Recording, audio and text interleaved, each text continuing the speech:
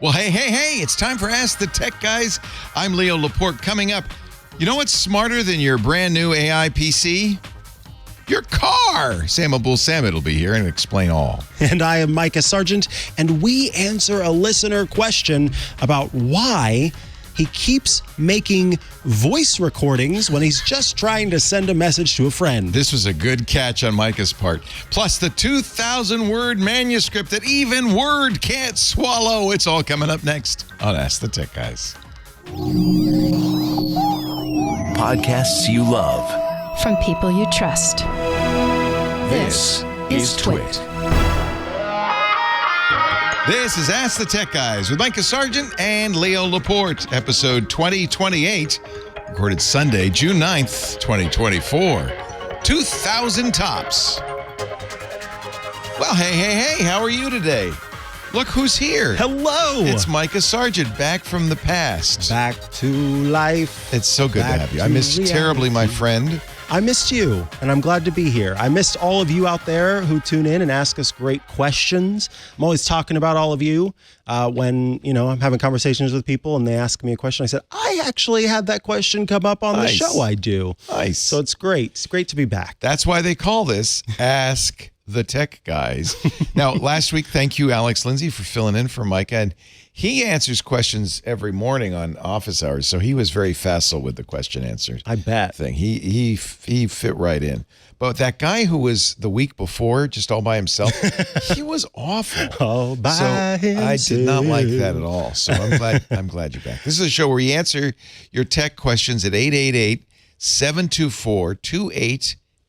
That's a phone. It is a phone. What? You can call a phone? Yes. Yes. You can call that phone during the show to ask your question live on air. You can also call that phone number during the week where you can leave a voicemail that we will play back on the show and answer for you. Yes. We've got a couple of other ways to get in touch with us as well. You can email us, atg@twit.tv. When you email us, you can send text. It goes into you can this send audio. mailbox behind Yeah, there's a me. little mailbox back there where our mail goes if you're sending text. Audio and video are also acceptable.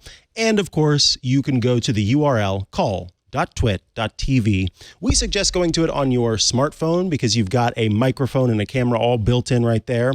But what that does is it takes you to our Zoom room where you hang out, and we ask that you do use the little button on Zoom that has a hand. You tap or click on that button to let us know that you have a question. Otherwise, we just think you're hanging out in the Zoom, which is fine.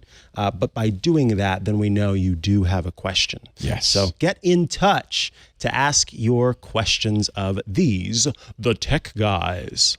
So top stories this week. I think we'll be talking about this a little bit more, I suspect, on Twitter as well. We talked last week about Windows Recall. This is a feature of the new Copilot Plus PCs that Microsoft announced a couple of weeks ago. These are PCs with AI built in, and the big feature that Microsoft was touting, again, it requires these specific PCs running Windows 11 Pro, but the specific feature was called Recall, if I remember correctly. Yeah, I do recall that. And the idea was, as soon as you turn on the computer, every few seconds, it records a screenshot of what you're doing and then assigns various AI to analyze that screenshot to give you text and context and so forth and puts it in a database. And then you can, the whole idea is sometime down the road, say, hey, what was the name of that refrigerator I was looking at 4 months ago or whatever? And it'll pop right up. It's kind of like Windows search on steroids, everything you've ever done. Immediately, security experts pointed out that it is also a very fat and juicy target for bad guys. Steve Gibson did a whole piece on it last Tuesday on Security Now. And the gist of it was this database on your computer isn't all that well protected and so would be accessible to anybody who got malware on your system. And so that's a real concern because, as we know, malware on people's systems, especially in Windows world, is very, very common. That's all the ransomware you hear about, all that stuff is Trojans, malware on your system. And because the database was encrypted, Microsoft said with BitLocker, you would have to worry, except as soon as you log in, it unencrypts it.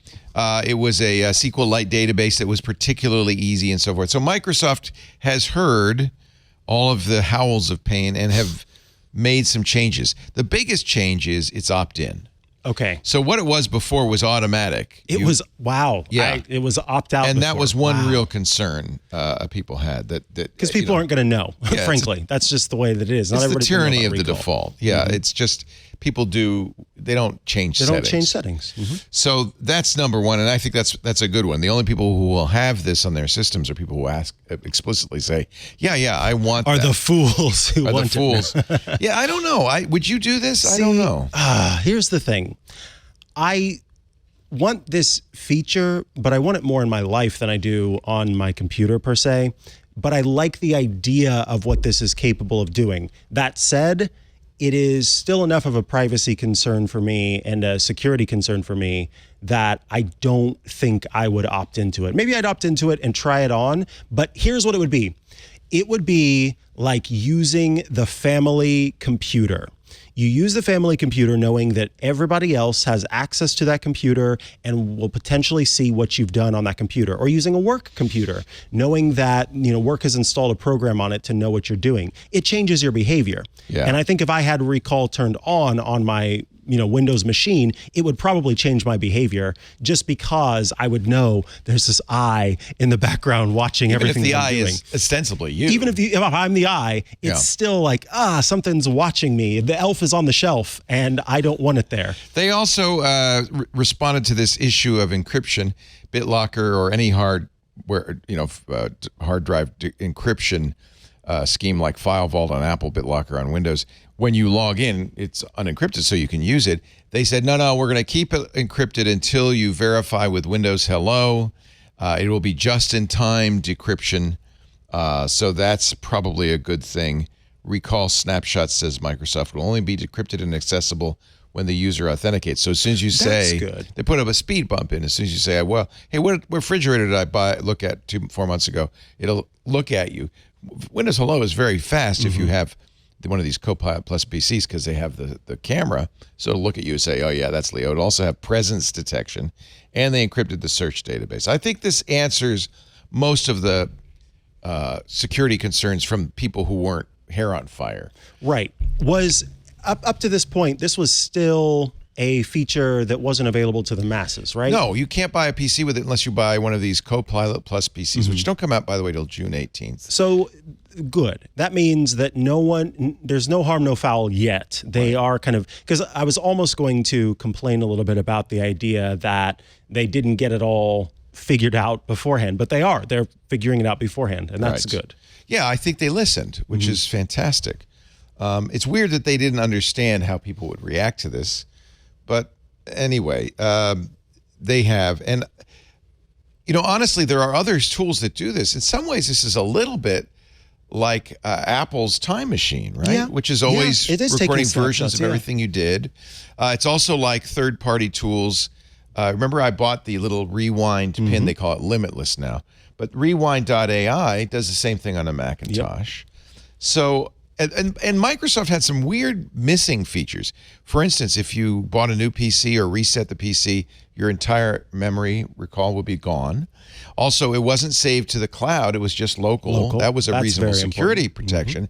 But it also meant it didn't persist. So given that people get new machines every 4, 5, 10 years, your whole database is only from the new machine on.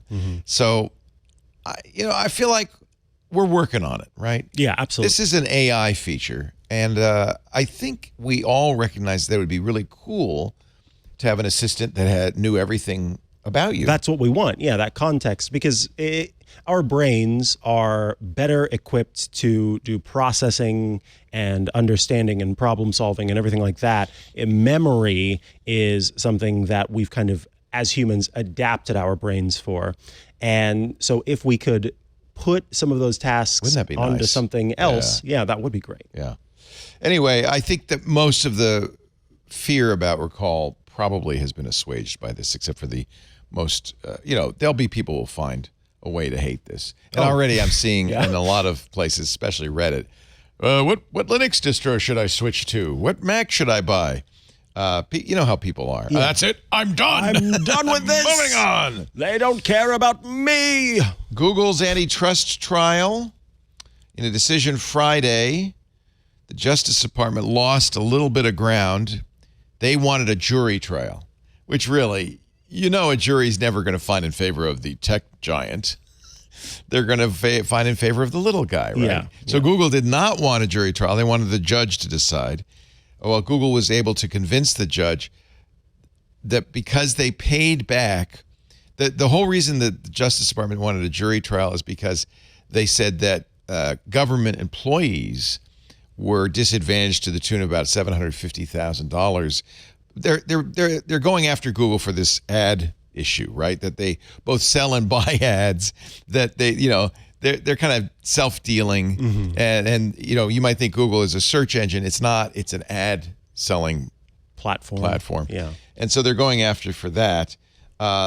They sought monetary damages to compensate federal agencies that had purchased online ads, saying they were overcharged as a result of Google's anti-competitive conduct. So what did Google do? This is so smart. They wrote him a check. They paid him back. In fact, they paid him back triple damages because that's technically what they could have been forced to pay. So they paid 3 times $750,000, a little more than $2 million. interesting. And they're done. $2.5 million, whatever it is. So they're done. They will get a different trial, or they won't get a trial. They'll get a different trial. Judge Leonie Brinkma will be the sole decider instead of a jury. But if you're Google, that's a huge victory because you never know what a jury is going to do. And juries don't like big companies in general. So something that's interesting about that, and maybe some legal experts, or perhaps, how often does the government sue on behalf of the government as opposed to suing on behalf of the people? Yeah, it's interesting. That's a good question. I think that the larger lawsuit is about anti-competitive behavior. It's antitrust lawsuit. But they were going to use this fact that the government had wasted money as a way to force a jury trial. So Google did a little basically jujitsu and said, here's the check. And you know what? $2.3 million and not have to face a jury. Good deal for Google. It's a good deal on Google's part. Good deal for Google. This is a bad deal. And I'm curious what you all think about this. We'll one more story, then we'll get to our show. This is our show. We'll get to our calls. Yeah. The state of New York has passed legislation that bans addictive social media algorithms for kids. It's the Stop Addictive Feeds Exploitation Act. SAFE. Yeah, very good. You picked up on that. So the SAFE Act is now law in New York State because the governor, well, actually, she hasn't yet signed it, but she's expected to sign it. She posted on X. You said it. She posted on X celebrating the bill's passage. So it'll prohibit social media platforms like TikTok and Instagram from serving content to users under the age of 18 based on recommendation algorithms. Instead, they'll have to provide, if you're under 18, a reverse chronological feed. Oh, can I pretend I'm under 18 so I can get the reverse chron feedback? Yeah. On the other hand, the reason they do that is not because they want to addict kids or adults, but because they've learned over time that's a better experience. That's a better experience. It's how you more get entertaining. People to go back into the app over and over again. Yeah. Yeah, it's not about addictive is such a loaded word. That word. I have trouble with how this is being framed. I think that it is important to. There was an earlier. I think it was done in New York. It was an earlier sort of action where they declared a state of emergency regarding social media. Now, that on the face of it sounds ridiculous, but what it did was it freed up funds that they could then put towards research. And I thought that was very cool, that there's more research being done to understand and to truly, pay attention to the impact, as opposed to sort of reactionary measures where we've all just kind of gone, oh, addiction, yeah, they're addicted, addiction, yes. And then suddenly you've got these things coming into play. Addiction's so loaded, right? They also had a measure in there that said no notifications to children between midnight and 6 a.m., and that was taken out. I think that's a good one. That was a good one. No notifications to kids is fair. I wonder why they took it out. They said, "Oh, it's an undue hardship for us to figure out how to their make real that happen." concern, and I think it might have something to do with this, is that it's undoubtedly that these social networks will sue under First Amendment and other things. Got it. And So there's just trying to lessen it. It will probably make it to the Supreme Court. So we'll be interested to see. There is a trade group that represents all these companies called NetChoice, and they are right now. They have two. We're waiting to hear two big cases in the Supreme Court: the Florida and Texas social media bills. So that's right now in front of the Supreme Court. That decision should come out probably this week. NetChoice did get a preliminary injunction in Ohio and Arkansas, possibly in California. They're awaiting judgment, stopping these social, because many states have now enacted social media limitations or restrictions act. Evan Greer of the nonprofit digital rights advocacy group Fight for the Future, which is not a lobbying arm of the big tech companies, did say, if you can frame something as being about protecting kids, it automatically has more political weight behind. Well, of course it does. That makes sense. So we'll watch that with interest. I don't know. I think the non-chronological feed is okay. These companies don't want it. No. Because they don't make as much money. But should they be making money on off kids of under 18? anyway? Exactly. Yeah. I suppose, okay, that's a really good point. And I think that on the face of it, that is a reasonable change. I think it's what it suggests overall about how there's just this, we've got to protect the kids from this new thing. And you've talked about it before, that it's just the latest wave of books and then rock moral music. panic is and, the phrase Jeff Jarvis video uses. games and everything else. And I don't know. One more. I said this was the last one, but I have to do this one. And this is a public service announcement. Yes. If your iPhone gets stolen, as you know, Apple, and I think this might be true of some Android phones, but I'm more familiar with the Apple thing. They have something called activation lock, where unless you release your Apple device in Find My, you have to take it out, remove it, log in to your account and remove it. Somebody can't use it. So before you sell it or give it away, you're supposed to. Now, if the reason this is in there is because if it gets stolen, you do not want to do that. Right? Yeah. If it gets stolen, do not remove it from Find My, because the bad guys can never use your phone. Now, this has led, and I've seen this over and over again on Reddit and other places, to a series of escalating text messages from the bad guys who stole your phone. Generally what happens, they steal it in the U.S., ship it to China, where somebody's trying to unlock it. They'll even take it apart, but Apple has started putting activation locks on the parts as well. So there really is of much less value to them unless they can convince you to remove your phone from Find My. And this is a piece in the Gothamists. Things the guys who stole my phone texted me to try to get me to unlock it. And it started very innocuously. Yo, I bought an iPhone 14. I'm using it. It have your messages, emails, cards, banks, notes, and personal information on it. Even your SIM number that you transferred. I get your calls. It was not erased. Did you make an insurance claim? So now the Gothamist is smart enough to say, oh, you bought my stolen phone. Ha ha, good luck. He's not going to release it. Now they're going to slowly try to scare him into releasing it. So, and I have to warn you, this gets pretty vivid. So the next one came from Apple. Apple Store Pay. Apple Store Pay. Your iPhone 14 Pro is trying to pay with Apple Pay in USA. No period. To ensure the safety of your accounts, period. Please use the Find My app, all caps, to remove your Apple ID and cancel your payment method as soon as possible. No period. This will unbind your Apple ID from another device. Apple support. Nope. Not gonna do it. He did do the Find My and noticed that it was at this point in Queens. Okay. I will say, by the way, that the author of the piece's name is Veronica D'Souza. Oh, I shouldn't say he.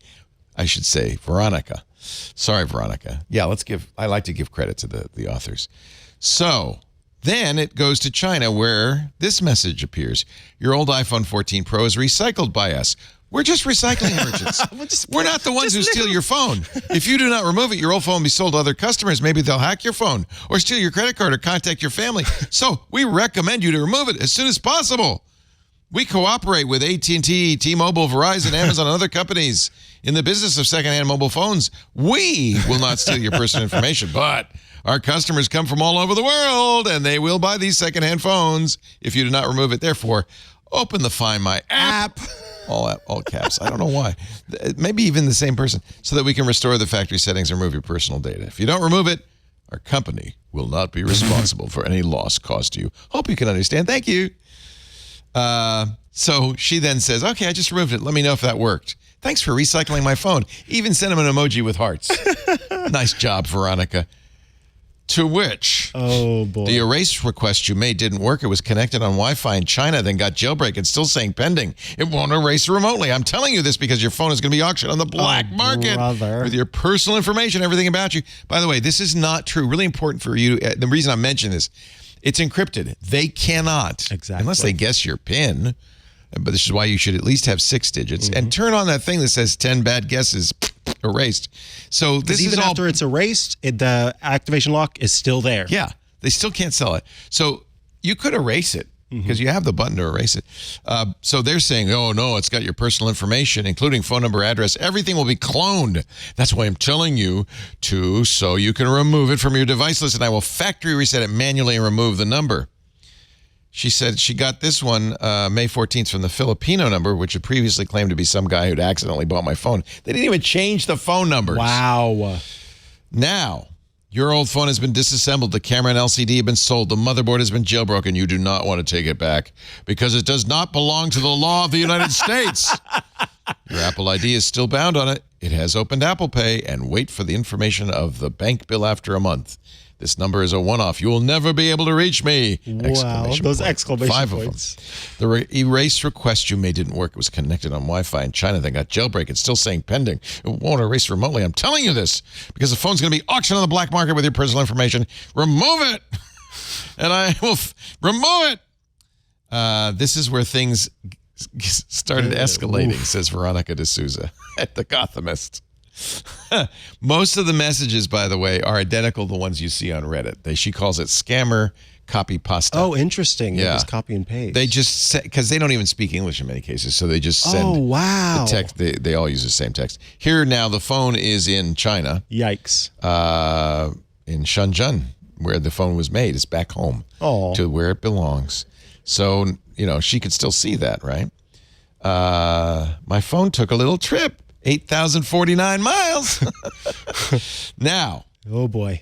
Cover your eyes, children. Yeah. So now they're getting really upset.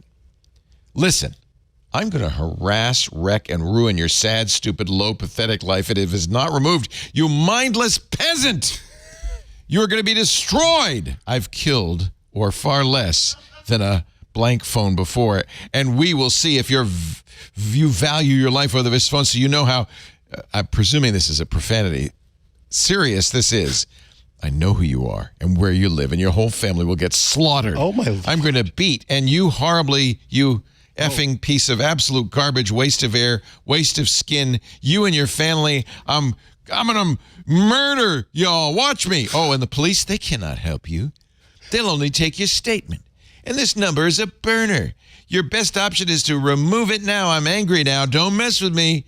And if you don't do what I say, I'm going to come to your house on Monday night. Good God. And I'm going to kill your whole family. I already told you what you do. And if you don't get it removed by the end of the day, Miami going to be looking for you and your family and blame me for not warning you. I don't know who Miami is, but maybe Miami's a gangster. Wait, Chris from Miami? Maybe it's Chris from Miami. He's had a lot of coffee. He's very and aggro. He's coming for your phone. She said this is the last one. Now, the key here is if your phone is stolen, you will get these messages or may well get these messages. And they are scary. They are terrifying. They're a lot like, we've talked about it before, the extortion email where they say, I know what you're doing. I've got videos of you, and I'm going to give it to your whole family. These are BS. Ignore them. Do not release that phone. Because eventually just going to throw it in the Yangtze, and that'll be that, because they can't do anything with it. Do not fall for it. Yep. By the way, they also sent 2 videos. One showed a hacker breaking into someone's iPhone and going through their camera roll. Another appeared to be a screen recording of a social video of a man showing off his gun. Veronica writes, I guess this is supposed to be the guy named Miami who's going to come kill me and my whole family on Monday. I haven't heard from them since. Thank you, Veronica. I'm so glad you're okay, Veronica. So glad you're okay. She's at WNYC in the Gothamist. And it's good that she shared it, and that's why I wanted to reshare it. Indeed. So that you know this happens. It's meaningless. It's just the more they threaten, the more likely you'll cave. Ridiculous. It's very ridiculous. And upsetting.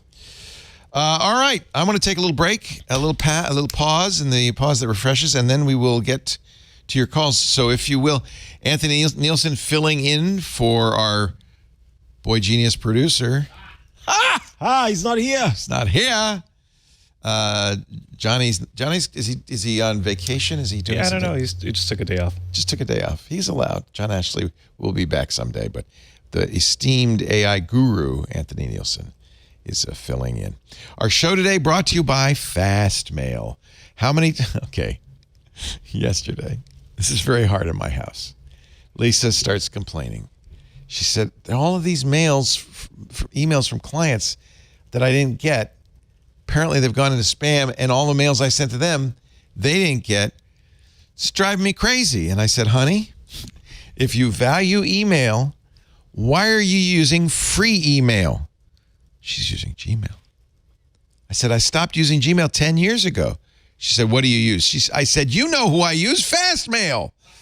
You should be doing FastMail. She said, I don't want to move. I said, it's easy. You can move everything over, all your folders, everything, move it over to FastMail, and then your email will be better. FastMail is an independent, employee-owned email provider for over 20 years. I've been with them for more than 10.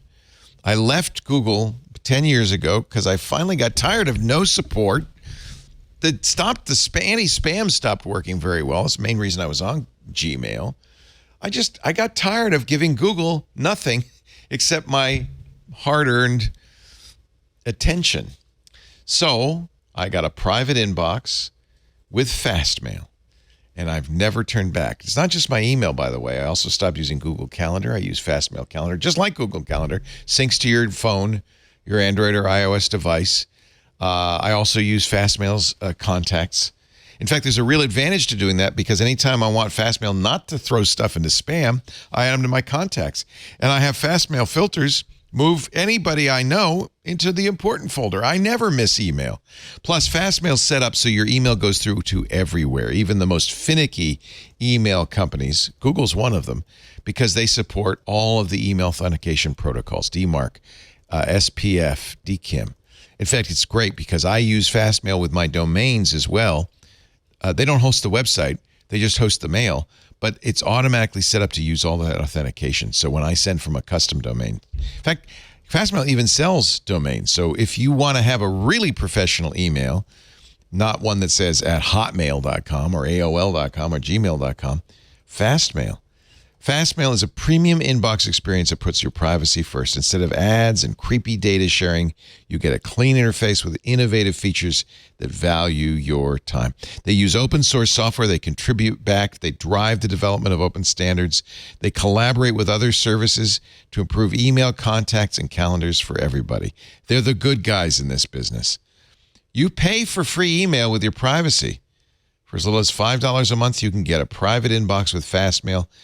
And by the way, that's in more than 20 global currencies. This is worldwide. Their new multi-user plans make FastMail even more affordable for your household and business. Maybe I get Lisa to go on the household account. How about that? There's a duo plan, which gives secure private email to you and a partner at a reduced price. Their family plan, up to 6 people. Upgrade the whole family. And the business plan gives you powerful admin controls for the security and management of your company. FastMail. You can even send and receive emails from your own domain, manage multiple email addresses in one space. I have literally an unlimited number of email addresses. It's very easy, Lisa, to download your data and import it into your FastMail inbox. No need to leave important info behind when you switch. I think arguably they've got a much better web interface, but you can use it with any email client.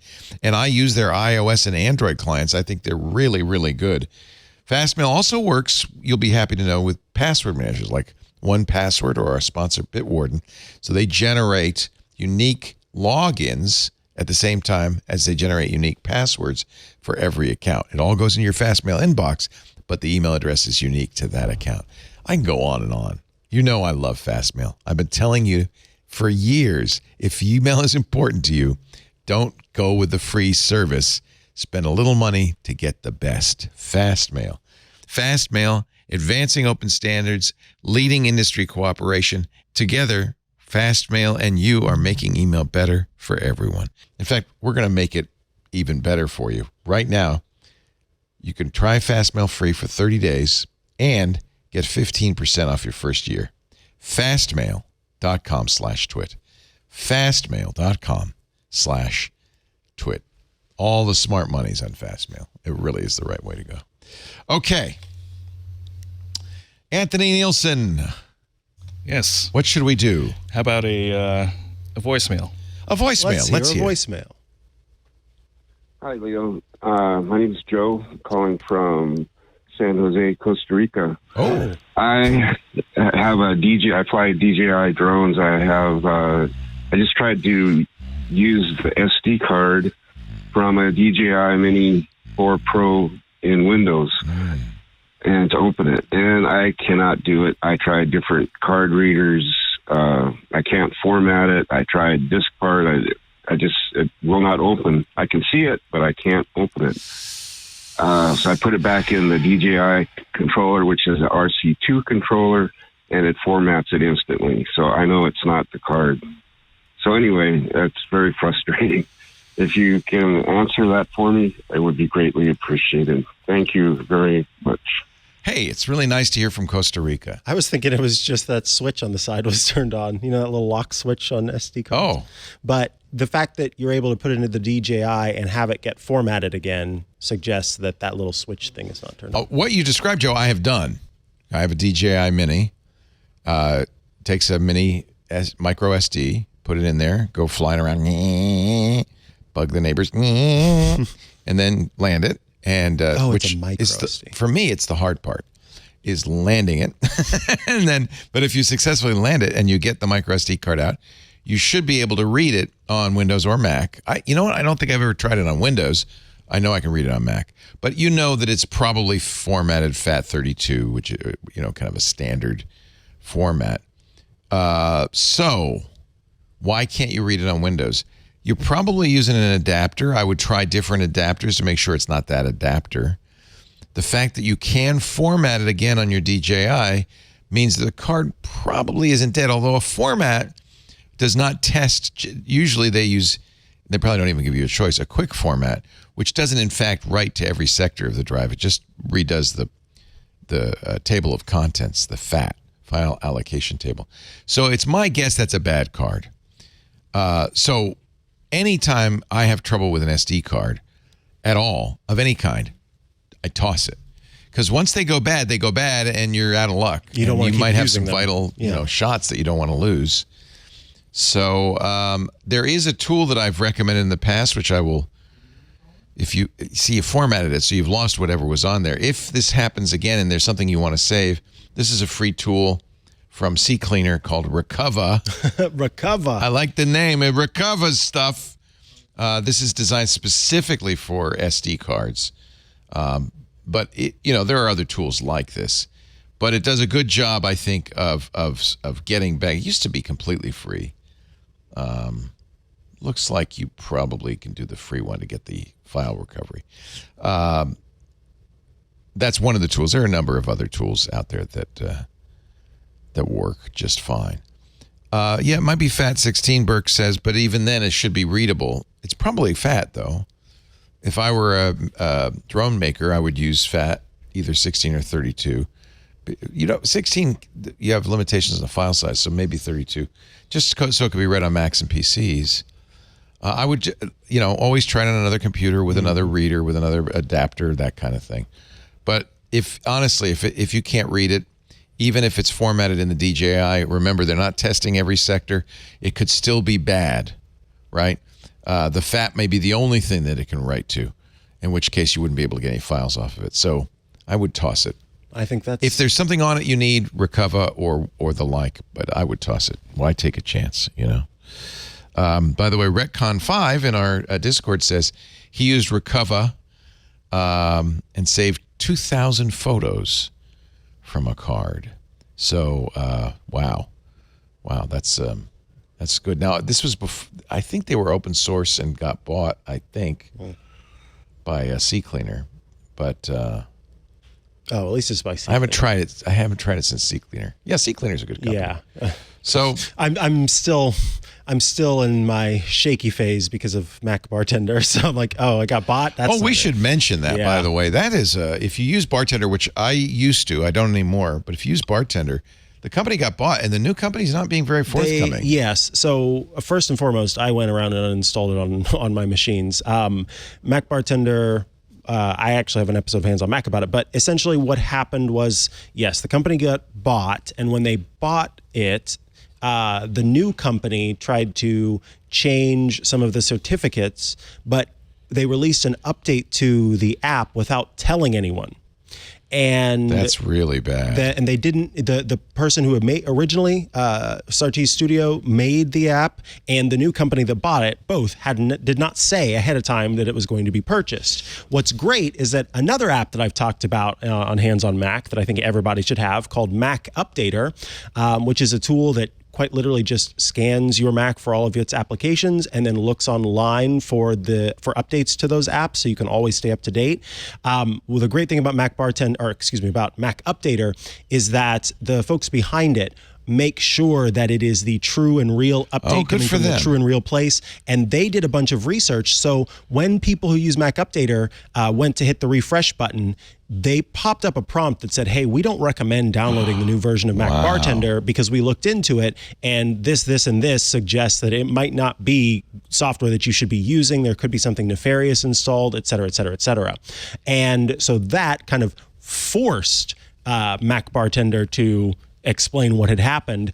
And I read through the information from Sartee Studios, the post that said what happened and why the change happened, and I was not satisfied with the... It's a little suspicious. Yeah. So I am now using a tool that is available in the App Store called... I use Hidden Bar, I think which is that's what free. I'm using.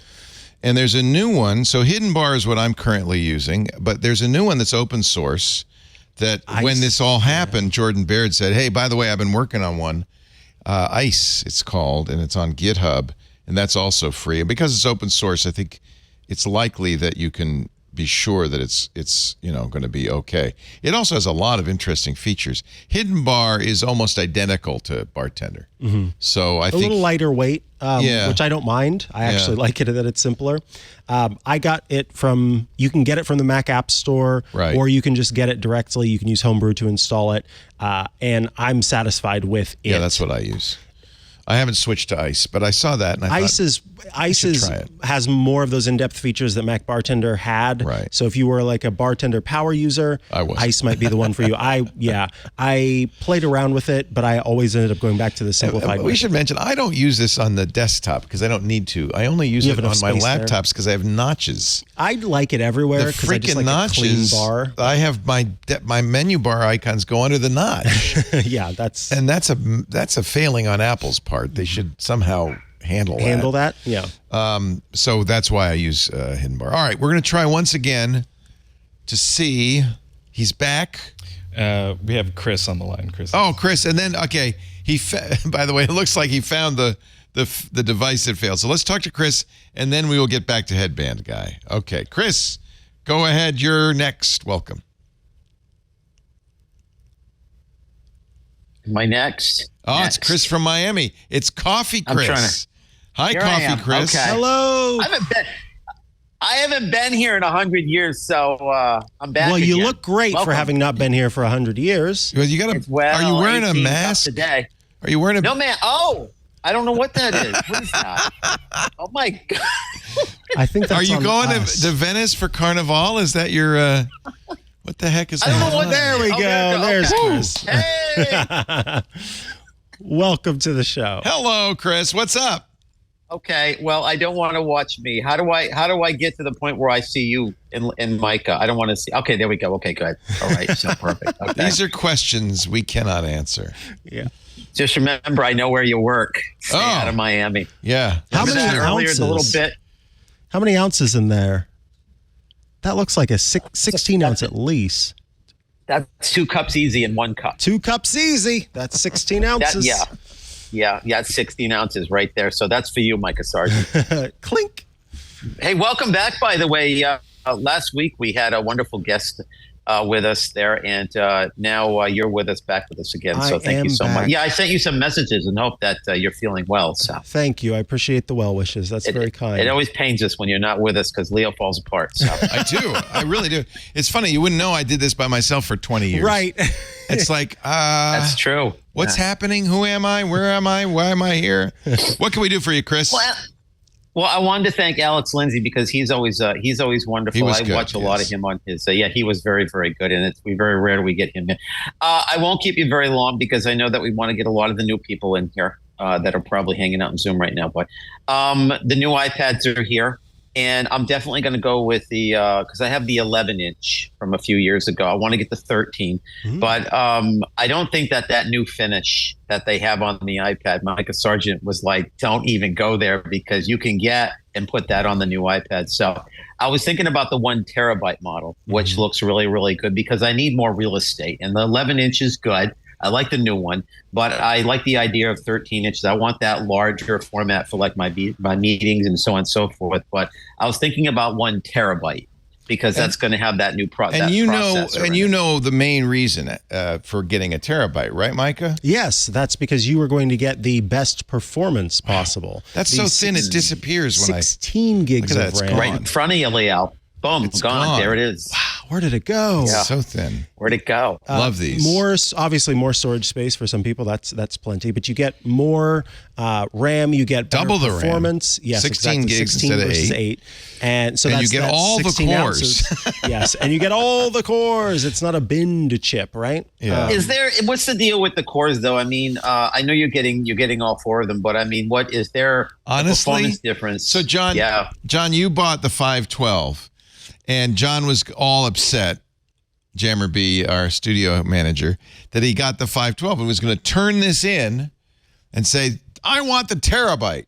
And then everybody said, John, you're not going to notice the difference because the iPad is already way faster than anything you would ever do with it. So, John, you did not trade it in. So this is the 512 with the binned chip. It's got one less performance core. What do you think, John? Do you notice the difference? No. So saves you money unless you need the storage. It's really more of a mental thing, right? Because you and I, we didn't want to have the lesser iPad. I have the 512. Oh, you did? Yeah, I have the 512 gigabytes 11-inch iPad He's Pro. being careful with my money. Exactly. As well as the fact that, at the time that I purchased it, I didn't know there was a difference because I wanted to get it as quick as possible so we could do the review, right? But after hearing that there was a difference, I considered turning it in for the 1 terabyte. And then I myself used it. And, in my review, by the way, everyone should go watch that iPad Pro review. We'd love it if you did. twit.tv/HOT. I talk about, thank you. Do you address this in the review? Yeah, exactly. And I talk about how, just saying. Ooh, thank you. I talk about how I could not run up against any issues with it. And the fact is, even in the before times when the iPad Pro had an M1 chip in it, I would sometimes, while I still had an Intel Mac, would sometimes use the iPad to export video instead of using the Mac to do it because the iPad was faster. So now we're seeing this huge performance improvement, regardless of whether you get the binned chip or the full power chip. I just don't see people running up against the extent of the system unless they are doing the absolute most they could possibly do. And that's just not most people. Most people are not ever going to see it run up against the edges of the system. Maybe that will change when WWDC rolls around, but I still, and Leo's shaking his head, no, you could probably hear it rattling. No, it's not changing. So the only reason I say that is for the last 4 or 5 models of iPad. I've always said, this is someday is going to live up to its, and it never does. So I wouldn't count on that. It's like gaming on the Mac. I was also thinking about down the line too. I mean, you get the M4, which I guess is called the bin chip. I guess that would be the technical term you just used, Micah. For the if you get 256 or 512, yeah. So if I get the 1 terabyte, which includes that new M4 chip, because I have the M1 now. What's the point? I mean, I'm planning for the future, so I don't know if they're going to be coming out with. Why am I seeing myself again? Okay, it's because we love to look at you. We're switching between. I know, but I'd rather look at you. I love myself. Yeah, I'm trying to think down the road a couple of years because I don't know when they're going to come out with another iPad. So I might, with the 1 terabyte, I might want to add a lot on there. Here's the biggest difference in the cloud. Between your M1 and the new M4 is the screen. The OLED screen. Oh my God, is noticeably beautiful. Okay, screen is miraculous. Unfortunately, it's not showing well because it's so bright. So much brighter than our camera. I mean, honestly, I forget sometimes, and I pull open that iPad, and I've just been on my Mac, or I've been looking at something else, and Looks better than I just want to do everything. Yeah. I wish this 11-inch screen was 15 inches. It's just gorgeous. I just turned it down. So look how beautiful. I love those socks, by the way, Leo. Those are really cool. Well, it's Pride Month, and I am very proud that my mother made me these rainbow socks. So, how is Mom? Mom's all right. So much. Mom's in that that peaceful kingdom that one gets to if one gets to a certain age. The peace, I like where all she really cares about is boxes of C's candy delivered regularly, pretty much regularly by her son.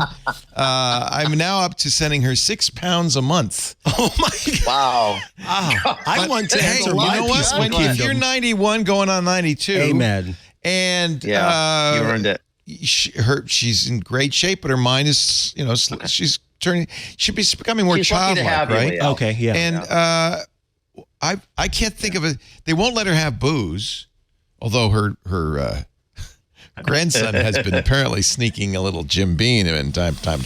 They won't let her have booze. She used to love her cocktail at night. Why? So I don't know. But anyway, but they let her have all the candy she wants. And I also told her you can tip people with candy. You can't tip them with money. They won't let you do that because they don't want candy. They don't want nice little old ladies signing over their entire fortune to the help. Right. So, but you can tip them with candy. So I'm hoping that much of that 6 pounds is going to people around her to be nice. But they are nice. They love her. They come by and they say, "Is there anything we can do for you, Mary?" And she says, "No, but please have a candy." And if there's ever someone she doesn't like, she's like, "I know you don't like coconut, so here's a coconut one." Here's the ones I don't like. Yeah. So, thanks for asking, Chris. She's doing great. Sorry. Yes. No. I love Mom. My mom's in California too. She's doing spectacular, actually. But how old's your mom? Last time we checked, she was 85. So we should trade because my mom's on the East Coast and you're on the East Coast. So I'm on the West Coast. And your mom's on. Sure. Let's just trade, and then I'll take your mom. You take mine. They probably won't notice. I love your mom. Just bring candy. She'll go, "Leo, you look so good. You seem like you've lost weight. Where's the candy?" I think she'd know that. Leo, I always say I love you just the way you are, my friend. You're absolutely spectacular. Before I jump, so what are you going to do? Are you going to go with the 1 terabyte? No, well, I'm going to go with the 1 terabyte because I want the 13-inch one. I want that M4 chip because I'm kind of looking down the road. I don't buy a new iPad every year. Actually, the last one we got was a few $100 years more. Ago. It's the kind of thing that would be in the back of my mind all the time. Like, I don't have the best one. The new keyboard, though, is like almost $400 for the aluminum. It is outrageous. So I'm thinking, but it's nice. That's like, what's... It's nice. It's aluminum. You're paying for that quality. You're basically getting a laptop. And I think that's really what Apple has finally decided is, look, we're going to make 2 laptops. One with a detachable screen running iOS or iPad OS, and one with an attached screen running Mac OS. Basically, if from a distance, this M2 MacBook Air looks exactly like my iPad, M4 iPad. Interesting. So there's very little difference. So I would say that's why Apple's doing this. They're going in that direction. Yeah. I don't mind doing it. I just want something moving forward, and I like to keep up with that's the a good speed and the future-proof apps and device. everything. Yep. So, but I like the larger screen. It seems like, because I still use my iPhone 14 I got the Pro. big screen. You got the 11-inch. I like the 14-inch. Yeah. I can't do much with the 11-inch anymore because I think that being in that world, it's sort of like I can't, you want to spread out a little bit. Screens out. I want to spread the screen out a little bit, and you can't really do that. So, but you did a video recently, Mike. It was really, really good on UFI, the technology for the door, for the locks. If you could drop me a link in the chat at some point whenever you get an opportunity, because I am looking to remove Ring permanently. And just put what you did where I could just touch it and just unlock it. We should mention that's an ad. They're a sponsor. You wanted to know the link to the. And I don't know. Yeah. Is it in? Is it on? It was very good though.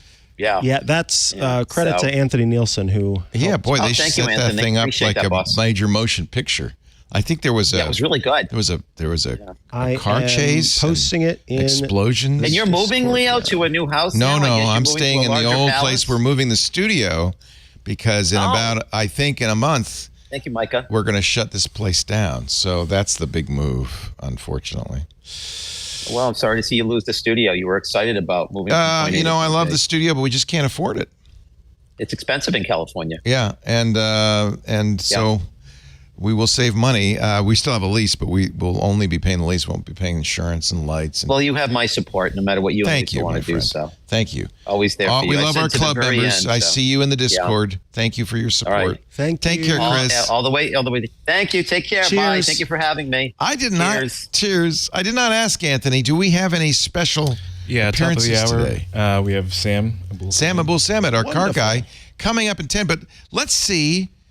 Speaking of cars, I think we have a guy who's living in a BART train here. Let's see if we can. He showed us his piece, his thing, and he said, "I think I fixed it." So let's see. Hello, can you hear me? Yay! We can hear you. Thank you for calling. Yes. Yes. Yes. Sorry, it's let me get this stuff here off my screen. Yeah, it's a case of analog sabotage of digital. It is, I don't know if you can see it, it's a TRRS headphone splitter. Oh, yeah. Which makes the computer think that I've got a mic on my headphones. Right. So it disconnects. Okay. Got it. And I don't know why it says owner. It should say Jim from Hollywood Hills. Hi, Jim. That is. From Hollywood Hills. How are you? Yeah, it's the guy with the massive book manuscript that I talked to you about over a year ago. I forgot all about you. Hi, good to see you. Well, like Topsy, it keeps growing. It's now past 2,000 pages and 800,000 words. Wow. I was at the Cine Gear Expo on Friday, and I discovered that I have my sound cart weighs 325 pounds. I can now swap out 2 of the wheels for hub motor wheels and a battery, and it will climb up the ramp into my SUV instead of me struggling to push it. How nice. So how much does a book weigh? Probably 324 pounds. Anyhow, Jim, refresh my memory and the memory of everybody who's watching. What is the book about? Okay, I'm a production sound mixer. I record the actors' voices during the production of television and films, and now videos. And so many young people are coming into the business, and they're completely disconnected from the real world. They stare at their phones. They play video games. So they get a 6 a.m. call. They go out at 5 a.m. Their car has a flat tire. They have no idea what to do. So it's a book about sound recording. Love it. And about 20% of it is how to change a flat tire and other things like that, so you don't get fired. Kids don't know anymore. Now, over your left shoulder there, that is your sound cart, I think, right? No, what is that? That is actually a spaceship from the original series, TV series V. Out of sync. Got it right. But I wasn't talking about the thing over over your right shoulder. Let me see if I got the slides. I was talking about the thing on that side, which is, I think, you and your sound card. In fact, let's see the picture again, because I think that's you in a few years ago. And there's more than a few. Yeah, V hasn't been on a while. I loved V, though. What a great series that was. And there you are doing the sound recording for dialogue, right? Yeah. Although, actually, that isn't on V. That's on the V set. This was from one of the 5 De Palma movies I did, Body Double, and we ran out of stage space.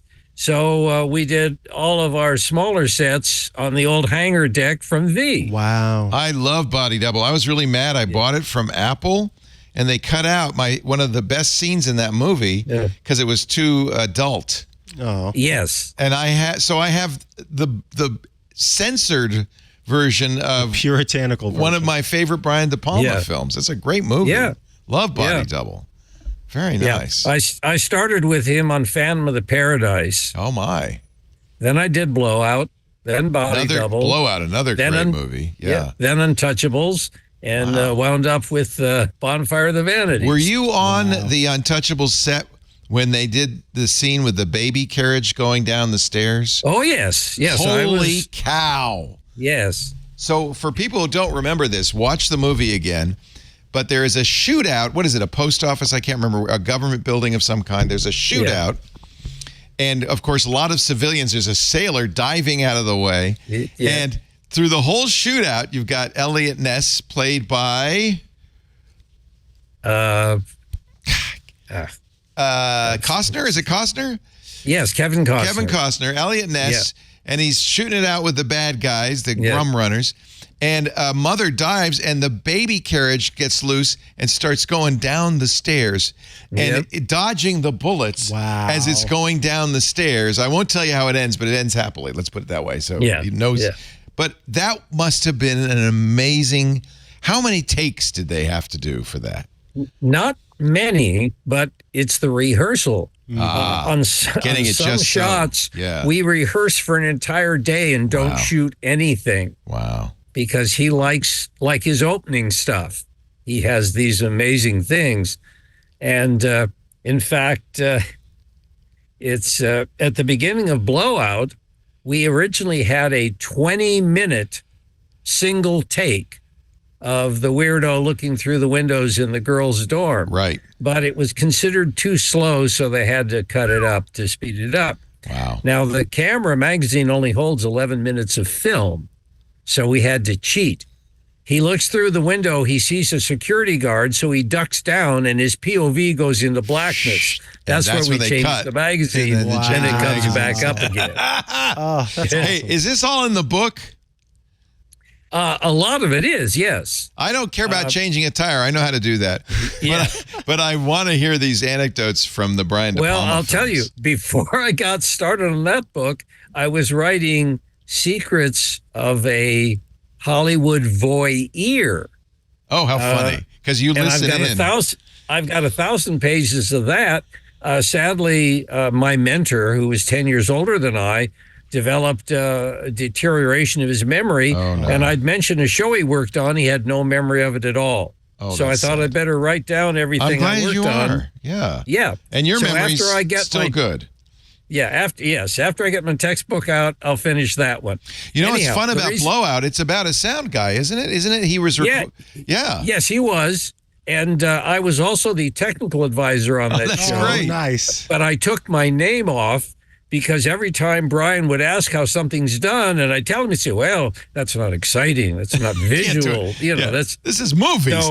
This isn't real. Right. So Travolta's out recording wind sound effects with no windscreen on the mic. Of course. That's fine. He said, I will not put my name on that. I would love to hear the stories on this. This is so great. Yeah. Wow. He hears an assassination attempt in his recording. And there was a guy who had shot a bunch of still frames, so he made a movie out of it and sunk it up and saw the flash in the bushes. Yeah. Wow. This is based on a great Antonioni movie called, one of my favorite movies, called Blow Up, similar Blow up, thing. yes. A photographer accidentally witnesses a murder or thinks he was witnessing a murder. Yeah. Same idea, but sound instead of pictures. How fun is that? Yeah. Well, anyway, we almost out of time because Sam's coming up. So what can we do for you, Let me Jim? make it quick. Yeah. I had a problem with my manuscript freezing the computer. I remember so this. I had a custom-made computer, and now the task manager, when it freezes, shows only 20% CPU use and even less RAM. Mm-hmm. So the 11th generation chip I have has four cores and 8 threads. Would this likely to work a lot better if I buy one of the new ones with 20 cores? No, this is not a problem of hardware. Unfortunately, it's a problem of software. It's Microsoft Word. Your and I haven't found anything better. I know. We've talked about this before. Yeah. The manuscript in all 1,800 pages. How many pages is it now? Over 2,000 now. Okay. All of these pages are in one file. Mm-hmm. And Word, it's not you could throw all the hardware you want at it. It's not going to solve the problem. Word is the problem. It's not designed. You got to divide. You got to chapter it up. I'm sorry to say, if you're going to keep using Word. It's in 4 volumes, and I'm going to have to break it up. Even more. It just means can't do global searches. And I know it's terrible. That's why we recommended Scrivener and some other tools. But you really like Word. I tried them. They can't handle it either. Yeah. Maybe one last question. Yes. One last question. Yes. How can I get rid of the owner and get my name back there? I don't know why. So typically what you're going to do is you're going to put your cursor over the top of your video, and in the bottom right-hand corner, I believe it is, you'll see 3 dots. Click on that, and I think there's one that says change name or rename. Okay. And then you just put your name. All righty, I got it. Thank you so much. Real pleasure, Jim. I'd stay in touch. I can't wait. Yeah, I want to hear. I want to read the book. I want to hear all these stories. I do know how to change a tire, but I bet there's some stuff in there that you'll be able to teach me. And we will put a link in the show notes to a page from Scooter X of the best book writing software for writers. I'm sorry to say Scrivener is number 1 on this list, but maybe there's some other things that I'll definitely check it out. Yeah, maybe there's some other things that might work as well. I'm not sure I trust this list because the number 4 is Microsoft Excel. Excuse me? Or Google Sheets. For a book? A spreadsheet program? Really? But there are some dedicated programs. Yeah, no. I will definitely check them out. And of course, I joined your club too. Oh, Jim, thank you. Support you that way, yeah. Oh, please stay in touch, Jim. Thank you. Oh no, I will. And finish the GD book, will you? Yeah. You got people dying to read it. I've got to read it. I know, but as I say, I was at Cine Gear Expo and I found 4 things that I have to include. I love it. Not just the electric wheels. The audiobook's going to take you a year. I also love it that a sound guy. See, this is what happens with tech people. We get too techie, and your tip ring sleeve plug was failing. Yeah, or it's not failing; it was doing its job. No, but the laptop failed because it thought you had a mic. Yeah. But it's great that you found it. And I just love it. The sound guy had trouble. Just shows you we do so much stuff that more things can go wrong. Jim, hey, the computer's smarter than I am. No, it's not. I promise you. It's just a box of animated rocks. Jim, peace out. It's great to talk to you. Thanks so much. Take care. Love that guy. Me too. Doesn't that book sound amazing? Yes, I can't wait. I can't wait. The stories of a sound man. Now it is time to take a little break. Little pause, and then Sam Abuelsamid, our car guy, is coming up to talk automobiles. You're watching Ask the Tech Guys with Mikah Sargent and Leo Laporte. Sam Abuelsamid. Oh, I saw him. I saw him. He peeked through. Sam Abuelsamid is here. He's principal researcher at Guidehouse Insights. He is the host of the Wheel Bearings podcast with Robbie and Nicole, and he is our regular expert on automotive technology. Hi, Sam. Hello. Hello, Leo. Hello, Micah. Hello, welcome. Sam. Welcome. Good to see you. What is that Raspberry Pi looking device over your right shoulder there? Oh, that's only just slightly more powerful than a Raspberry Pi. Just barely. Not much, but it's a little more powerful. It's got a lot of ports there on the side, it seems. Yeah, well, over the last couple of weeks, you guys have been talking on the various shows a lot about how many tops, the Snapdragon X and the Apple 4s and all these things are producing. And so I just thought I'd, throw the automotive version of that into the mix here. So because, TOPS, we should explain, is the metric people use for AI engines, and it stands for trillion operations per second. I don't know how good or bad it is, but it's what everybody uses. Apple's M4 iPad has 38 TOPS. The new Copilot Plus PCs run the Snapdragon Elite X, which goes to 48 TOPS. So that's the ballpark. How many TOPS for that thing? So that board that's over my shoulder there is an NVIDIA Drive Orin development board. That has 2 Orin chips on there. The Orin is the current production generation of NVIDIA's top chip for doing ADAS systems, driver assist systems. Each one of those does 250 TOPS. Oh! So it's 500 TOPS? Yeah. That's a little bit faster. Just a wee bit faster. Why does a car need so many TOPS? Well, if you're going to do automated driving, there's a lot of processing that goes on. I mean, because you're potentially, for example, if you're talking about a robo-taxi type of vehicle, you've typically got somewhere between 12 and 20 cameras around the vehicle. In most cases on those types of vehicles, you're looking at, usually 8 megapixel cameras. So you've got a lot of pixels to process. Plus you might have anywhere from 3 to 5 LiDAR sensors, maybe 10 to 12 radar sensors, all of which have to be processed in real time. And so you can't just sit around and wait for all of this stuff to happen, like you can, if you're putting a prompt into your browser window, if it takes 5-10 seconds, a minute, 2 minutes, not the end of the world. Doesn't really matter. This stuff has to happen, in the span. You have to process every one of those sensor signals in somewhere between 50 and 100 milliseconds. So it takes a lot of computing power to do that in a vehicle.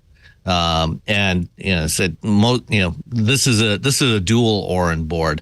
There's a Chinese company called Xiaopeng. Or is it NIO? NIO on some of their newer vehicles, they have they're using an NVIDIA system that has 4 Orins in there, so 1,000 TOPS to do their driver assist systems in there. I had no idea.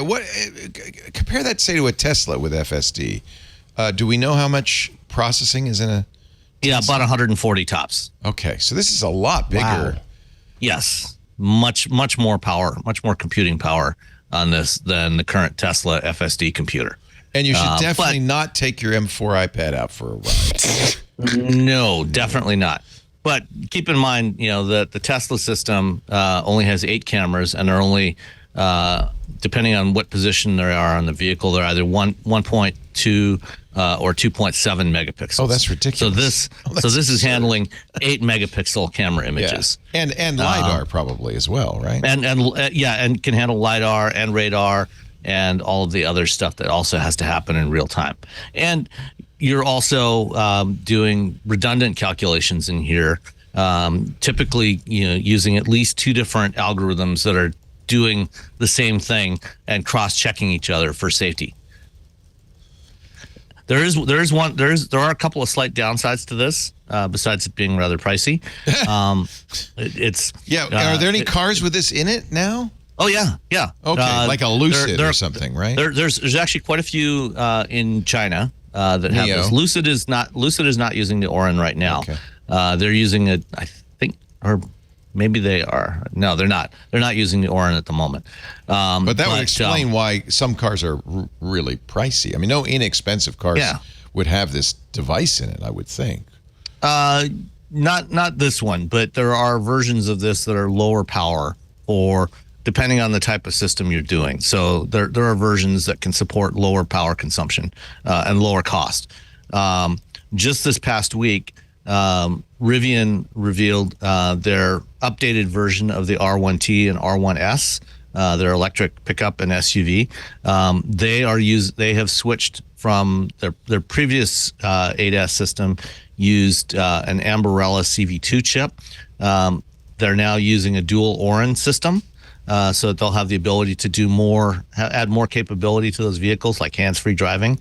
Also, Volvo started production this past week of the EX90 in Charleston, South Carolina, which is their new 3-row electric SUV. It also has a dual Orin system for its ADAS. Next year, Mercedes-Benz is going to have some new vehicles that use Orin systems. So there's actually quite a few out there. And this is not even the top of the line for NVIDIA. Starting at the end of this year or early 2025, the first vehicles from Zeekr will be using the NVIDIA Thor chip, which is their next generation chip for driver assist and automated driving. Thor does 2,000 tops from a single chip. Oh my God. Now, does this mean it's better at full self-driving? Right, just because it's got more processing. It's faster, but is it better? Well, it all depends on the software you're running, and the sensors. Yeah, there's a lot of other things involved in the training.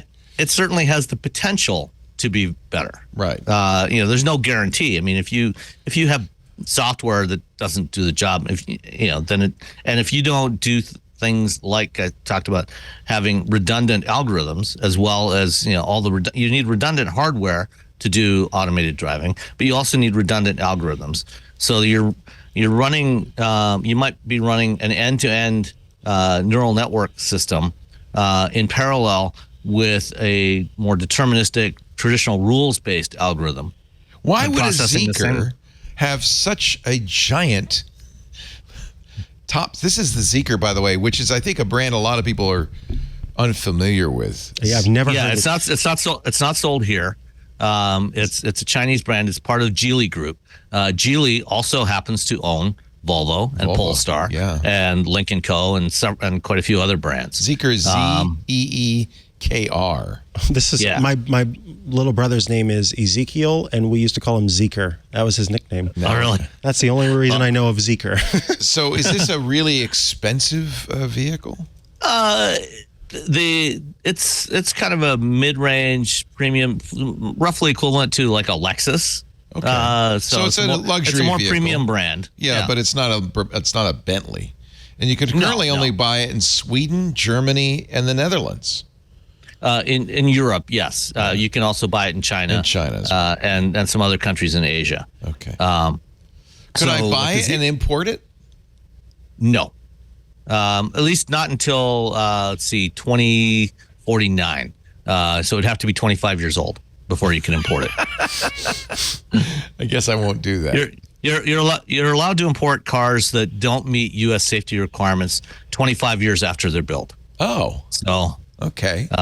So you can't buy a new Zeekr in 2049. You just have to wait. Buy a Zeekr today and wait till 2049. Buy a Zeekr today. Or buy a used one in 2049 and bring it in. I'm not going to buy any car that has side mirrors. I'm convinced that the future has no side mirrors. Just like Elon's convinced there's no LiDAR. Well, in other countries, that's already true. You can already buy cars with no side mirrors. Yeah. Yeah, they'll have like a little wing with a camera that hangs out, where the mirrors are today.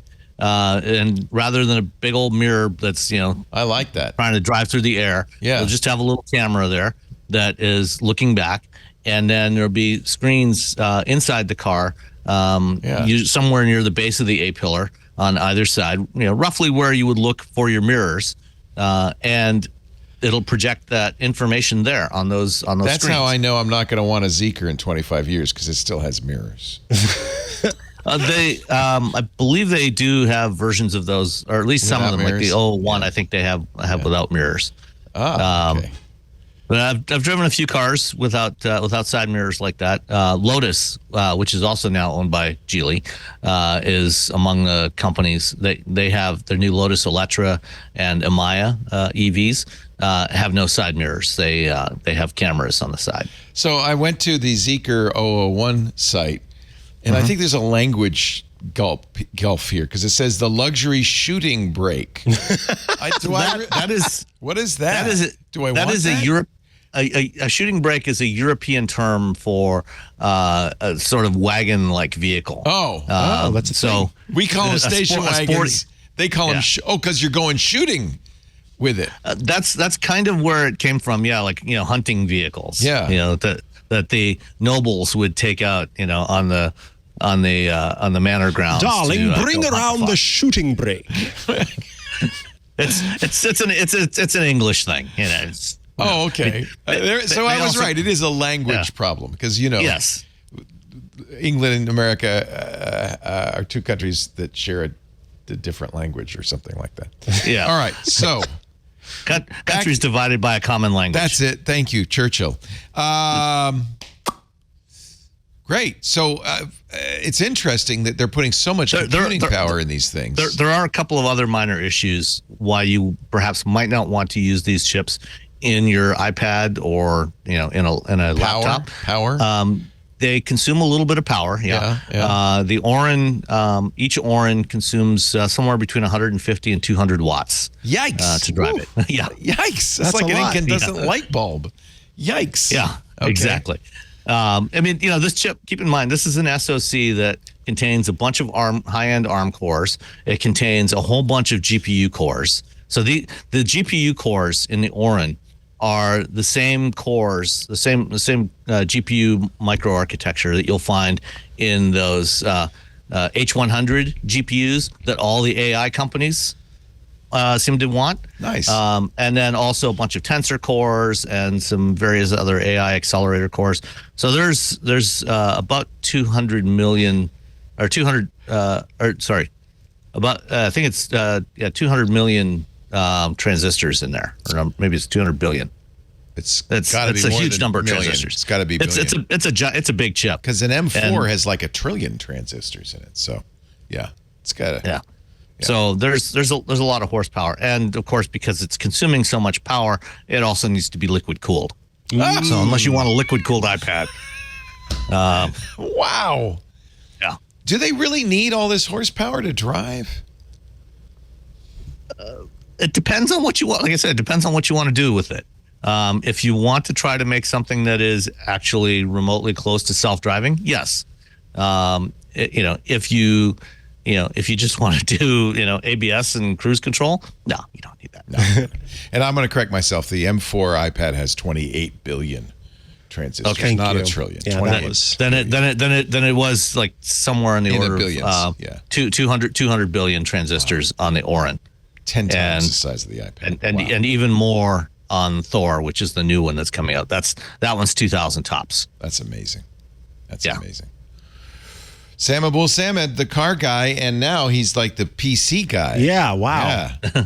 You're really crossing the streams. These are computers with wheels, basically. And absolutely. Back in my day, I just had to hit the thing with a wrench and it started working again. Wheels and shooting brakes. Everything you need to transport your guns. When I started my engineering career, Micah, we were using Intel 80C196 microcontrollers for ABS. Oh wow! And those they had it was a 12 megahertz chip that had 12K of ROM or 12K of ROM on board and 64 bytes, not kilobytes, 64 bytes of RAM. Oh my God. That's amazing. We made an ABS system. And you were able to make an ABS system. So I've got a car from 2014, which has ABS. Has that technology significantly improved or improved much? Oh, yes. Yeah. It has, I just didn't know if they had to. What car do you have? It's a Subaru Impreza. Yeah. No, it's absolutely way beyond anything we were doing in 1990. I didn't know it was just like, we've solved it. So do we really need to improve upon anti-lock braking? But yeah, anything in the last dozen years by default has electronic stability control as a minimum. I had a 1998 Lada that still had a hand crank in the front to get it started. So I don't believe that you. for a second. I know that's a whole lot of BS. In college, starting up my Lada in the snow. Whole lot of BS. I know somebody who owned a Lada. I grew up in Canada where they actually sold Ladas for a number of years. This is the old Soviet vehicles. Yeah. And I did not picture you driving a Lada. The nice thing about it is you knew how fast you were going because you could see in the hole in the floor. You could see the road going by. So absolutely. It was a Flintstones vehicle? It's kind of like that. Pretty much, yeah. Yeah. I think it would be cool to have like a mirror, or not a mirror, but something clear. I don't know why I knew about that. If you took a salt shaker and shook it in the general direction of a Lada, it would turn to iron oxide. The archaic Lada Niva had a crank hole through its front bumper all the way until 1998. Yeah. But that was for farmers visiting rural areas in the Soviet Union. And, if your battery went dead, yeah, it's always good to have to start it. Little starter right there. Wow. Well, my friends at the YouTube channel TFL, they actually last year they bought a 1914 Model T, and they've done a series of videos. That's so cool. With that, and they took it to a McDonald's drive-through. Oh, fun! And they also took it to a local Ford dealer. They're based in Boulder, and they took it to a local Ford dealer for an oil change. That was quite entertaining. That's hilarious. Well, I'll tell you one thing you don't want to do is get in a helicopter and fire fireworks after a Lamborghini. This is a YouTuber who decided that it would be really cool. This is the problem with YouTube. It encourages extreme behavior. He thought it would be really cool to show two people in a helicopter shooting fireworks. Here, I'll show you. At a Lamborghini that was driving to escape up in the desert there. He's now been charged with a federal crime, facing up to 10 years in prison. Yeah, that seems very dangerous. For bringing explosives. Yeah, that's just stupid. That's just dumb. All that for views. Wow. Yeah. Now, if you want to view something, what you should do is go to the Wheel Bearings YouTube channel. Yeah. And view my walkthrough video of the Michigan Central Station. This is a train station in Detroit that had closed in 1988. These beautiful old train stations. And they're so gorgeous. It was vacant for 36 years. Ford bought it in 2018, and they refurbished it, and they just had the grand opening ceremony this week for the train station. Is it like Grand Central Station? Is it? It was actually done by the same architects that did Penn Station, the old Penn Station. Oh, not the most beautiful station in New York, but this looks very, very. Yeah, lovely. It's amazing when so you go through Ford saved and that. That's great. Yeah, I did a walkthrough there, to show all the stuff that they did. They did some pretty amazing stuff, finding the building. The first thing they had to do was pump 3.5 million gallons of water. It was filled with water? There were no windows. Groundwater? Most of the roofs was destroyed. Well, I mean, from rain. From unfortunately 3 decades of rain. This is going to be a short video because it's locked. No. There we go. I stepped outside, not realizing you locked yourself out. Not realizing the door was locked. Yeah. It's magnificent. The building. I read an interesting article the other day. Why don't we build buildings like this anymore? We don't build ornate cathedrals to commerce anymore. It's because it's very expensive. It's extremely expensive. The craftspeople who did this are gone. Since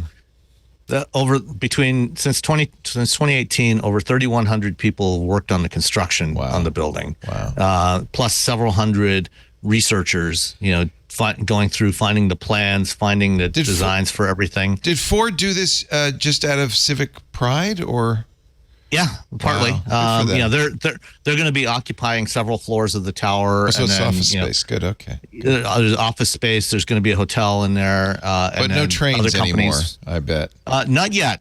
They are working with Amtrak. They're having discussions with Amtrak about restoring service to the station and having it be a working station again. Oh, wouldn't that be cool?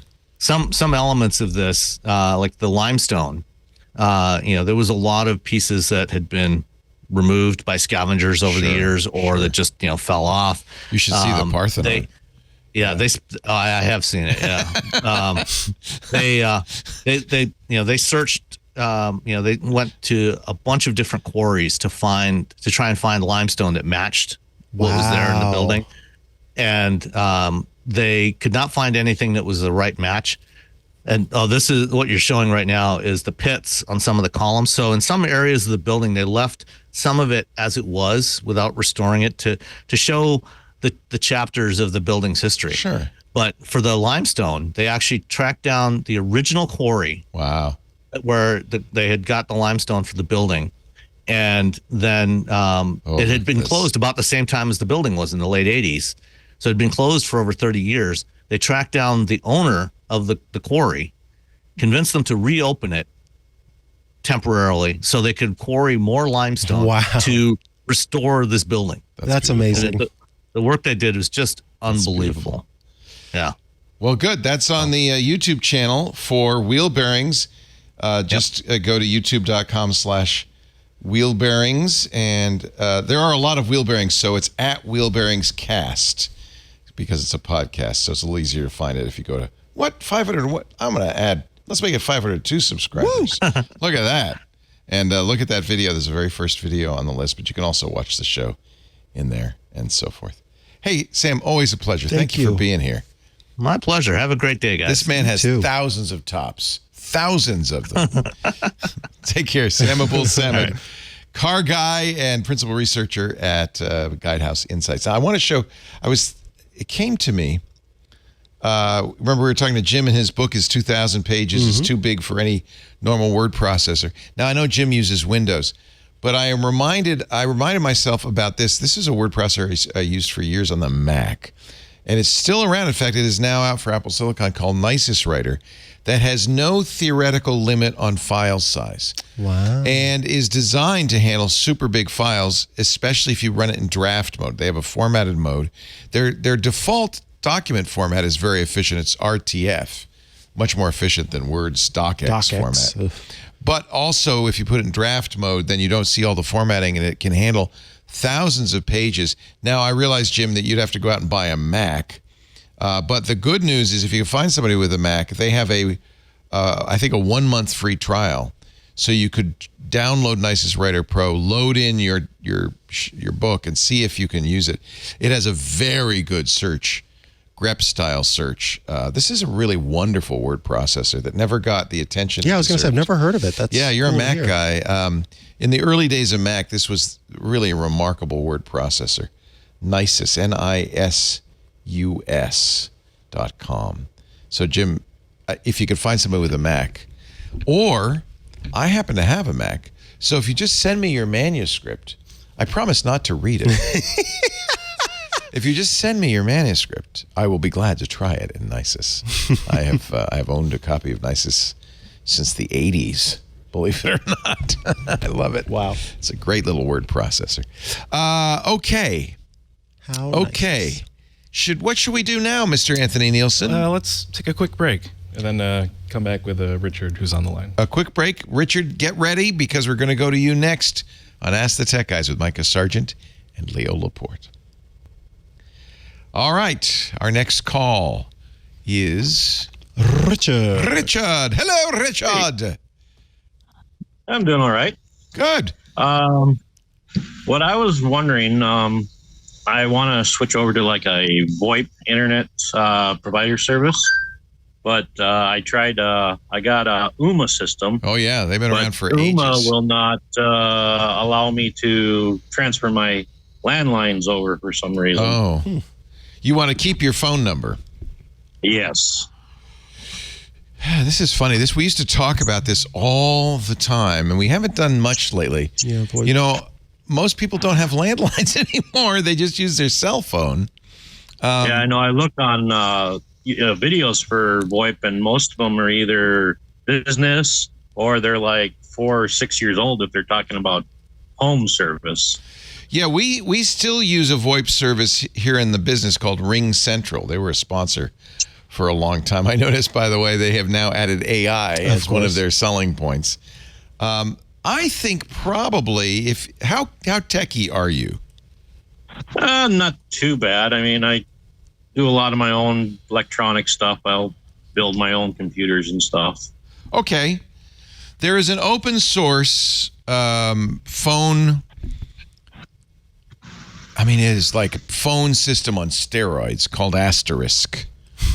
It is free, so it's open source. You run it on a computer, and it becomes basically a PBX. If you wanted a very sophisticated phone system, Asterisk is and has been for years the way to go. It is for a more techie person. Like you've built your own PC. You're certainly equipped to do this. Usually runs on Linux. You put it on a headless PC in the corner, connect it to the internet, and then you get VoIP phones to go with it. So they have a variety of IP-based phones. They're mostly business-focused because this is really a PBX system. But if you want landline phones, I'm suspecting that you want a phone system because you have more sophisticated needs, right? It's not just for a phone to put next to the bed, I would presume. Well, mainly I wanted to get rid of the landlines because my landlines are like $60-some a piece. Yeah. Well, landlines. Yeah. Yeah, I have 2 of them. I think Asterisk might not be a bad way to go. There's a great community around it. They have a forum and a wiki. I would take a look at it anyway, just to see if it might be overkill. Oops, the wiki's down temporarily, it looks like. Might be overkill, but this is what we would, what the pros, like the really serious phone heads would use. Otherwise, there are commercial products like Ooma, Ring Central's one. I checked like Vonage. I know Vonage would switch my numbers over, but I'm not sure how well Vonage is now. Yeah. This is, it's kind of a dying category is part of the problem. Somebody said that they did use Ooma and that they struggled at first to transfer their landline, but were eventually able to. I don't know how much you troubleshooted to get that to work, but that's something to consider. I had called them and tried to talk to them to get it to transfer, but they said they can't transfer it at this time. Here's my biggest concern. This is a dying category. And if you're relying on any company to provide you with VoIP, I don't know how much that's going to be. They're going to be around. Frankly, copper phone lines are on the way out. Right? So why do you need a phone line?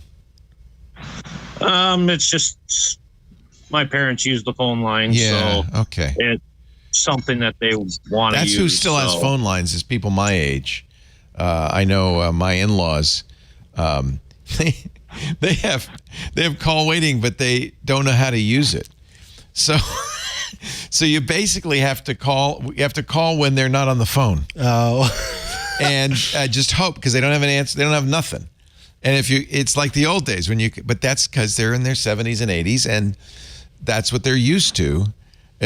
Nobody under 30 has a landline anymore, I would guess. Except I think Paris cell Martin service doesn't work out here either. Now that's a good reason. Tell me about your internet. What kind of internet can you get out there? I actually got Starlink now, and that works a lot better because I do still have my old internet, which is a DSL on copper. Yeah. And that is pretty painful. Yeah. But the Starlink is really good. So, do they offer, I would think they would offer a VoIP add-on, be honest with you, but they don't, huh? No. That's an opportunity for them, but I guess, because most internet service providers do offer VoIP, right? If you have Comcast or Cox or any of them, you can use. This is Windstream. Yeah, you don't. Yeah, you're out in the boonies, which is great. Yeah. You live in a beautiful area. Here's one recommended by our chat room. I'm not familiar with it. VoIP.ms. VoIP.ms. Voted best provider on Capterra. That's a good sign. 85 cents a month. So this might be another one. I don't have any experience with this one, but you can transfer your current phone number, it says. Yeah. Well, that's the same thing Uma said, but for some reason, this area that they cannot transfer the number. Yeah, well, I wonder then it's not Uma's fault or it's your carrier that maybe their federal law requires them to offer number portability, but a small carrier might be able to snake out of that by saying, we don't have enough. Windstream's not a very small carrier either. Well, that's a name I know. Yeah. I wonder if Windstream is the issue. Yeah, they could be. They're pretty difficult to kind of work with because they bought our phone service here, and then when they bought it, they actually closed the main building down. So there's no actual office in the area either. Yeah, this is the sad story of telecommunications in the United States. They do offer VoIP, Windstream does, but it doesn't sound like you want to do that. Yeah, because like I said, I mean, I've got I've got one line that has the phone and the internet from them on it, and then one is just the phone, and they only differ by like $1. So one's like $62 and the other one's $63. Yeah. Yeesh. I think you're paying because you live in the country. I'm sorry to say. Yeah. What would be a good alternative? You don't have cell. Cell's expensive anyway, right? It's going to be more than $60 a month per line.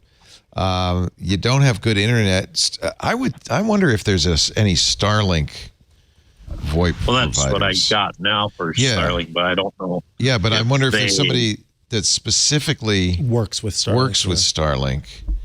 I know there's been they're working with cell phone providers where you get cell service right off the Starlink satellites, but that's not active yet.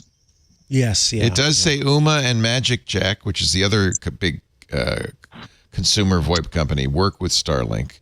So that's a good sign. Have you tried Magic Jack yet? No, not yet. Like I said, I did get the Ooma equipment, and it works really good. But like I said, they won't let me transfer my numbers over. Yeah, I'm going to guess that is Windstream, not Ooma. The Ooma wants to. And I wonder if Windstream is somehow exempt from the FCC requires number portability. It took a federal law to do that, by the way. That wasn't easy. Yeah. These guys don't want to give that up. You might have to change numbers. Ooma and Magic Jack are very similar. And then, of course, a lot of people use, things like Microsoft Teams or Skype, or you could buy a phone number from Skype. You might even be able to port it over to Skype. That might be a cheaper way to go. I used to have when my daughter was living in France, I had a international calling plan for Skype that was very inexpensive, and I was able to talk to her all the time, and it added video as well. See if you can port it to either Skype or Google Voice. If you have trouble porting it, then it's Windstream. Mm-hmm. Okay. And then I would say a call to Windstream, good luck, and say, look, what's your policy on porting? Why can't I get this stuff ported? Especially if you mention, because we just have so much stuff tied to those numbers too. Yeah. It's funny. I used to recommend ObiTalk. We really liked ObiTalk a lot. They are now gone, defunct. ObiHi was really cool. We used it with Google Voice for free phone service with a real number. I would look at, see if you can sign up with Google Voice and port your number over, or see if you can do Magic Jack and port your number over. If all of the services say, we can't, then it's Windstream. Yep. And then at least you know where to focus your energy which and your cage attention. to rattle. Yep. Call your member of Congress. What state are you in? Minnesota. Call Amy Klobuchar and say, hey, Amy, honey, baby, cookie, sweetie. Don't say that. Don't say that. She's known to throw things. I would not say that. That's probably a good idea. Yeah. This is frustrating. I share your pain. I don't know of a good way to do this. You're the place where you really need VoIP, frankly. Right. Yeah. And now that you have Starlink, at least you have, thank goodness for Starlink.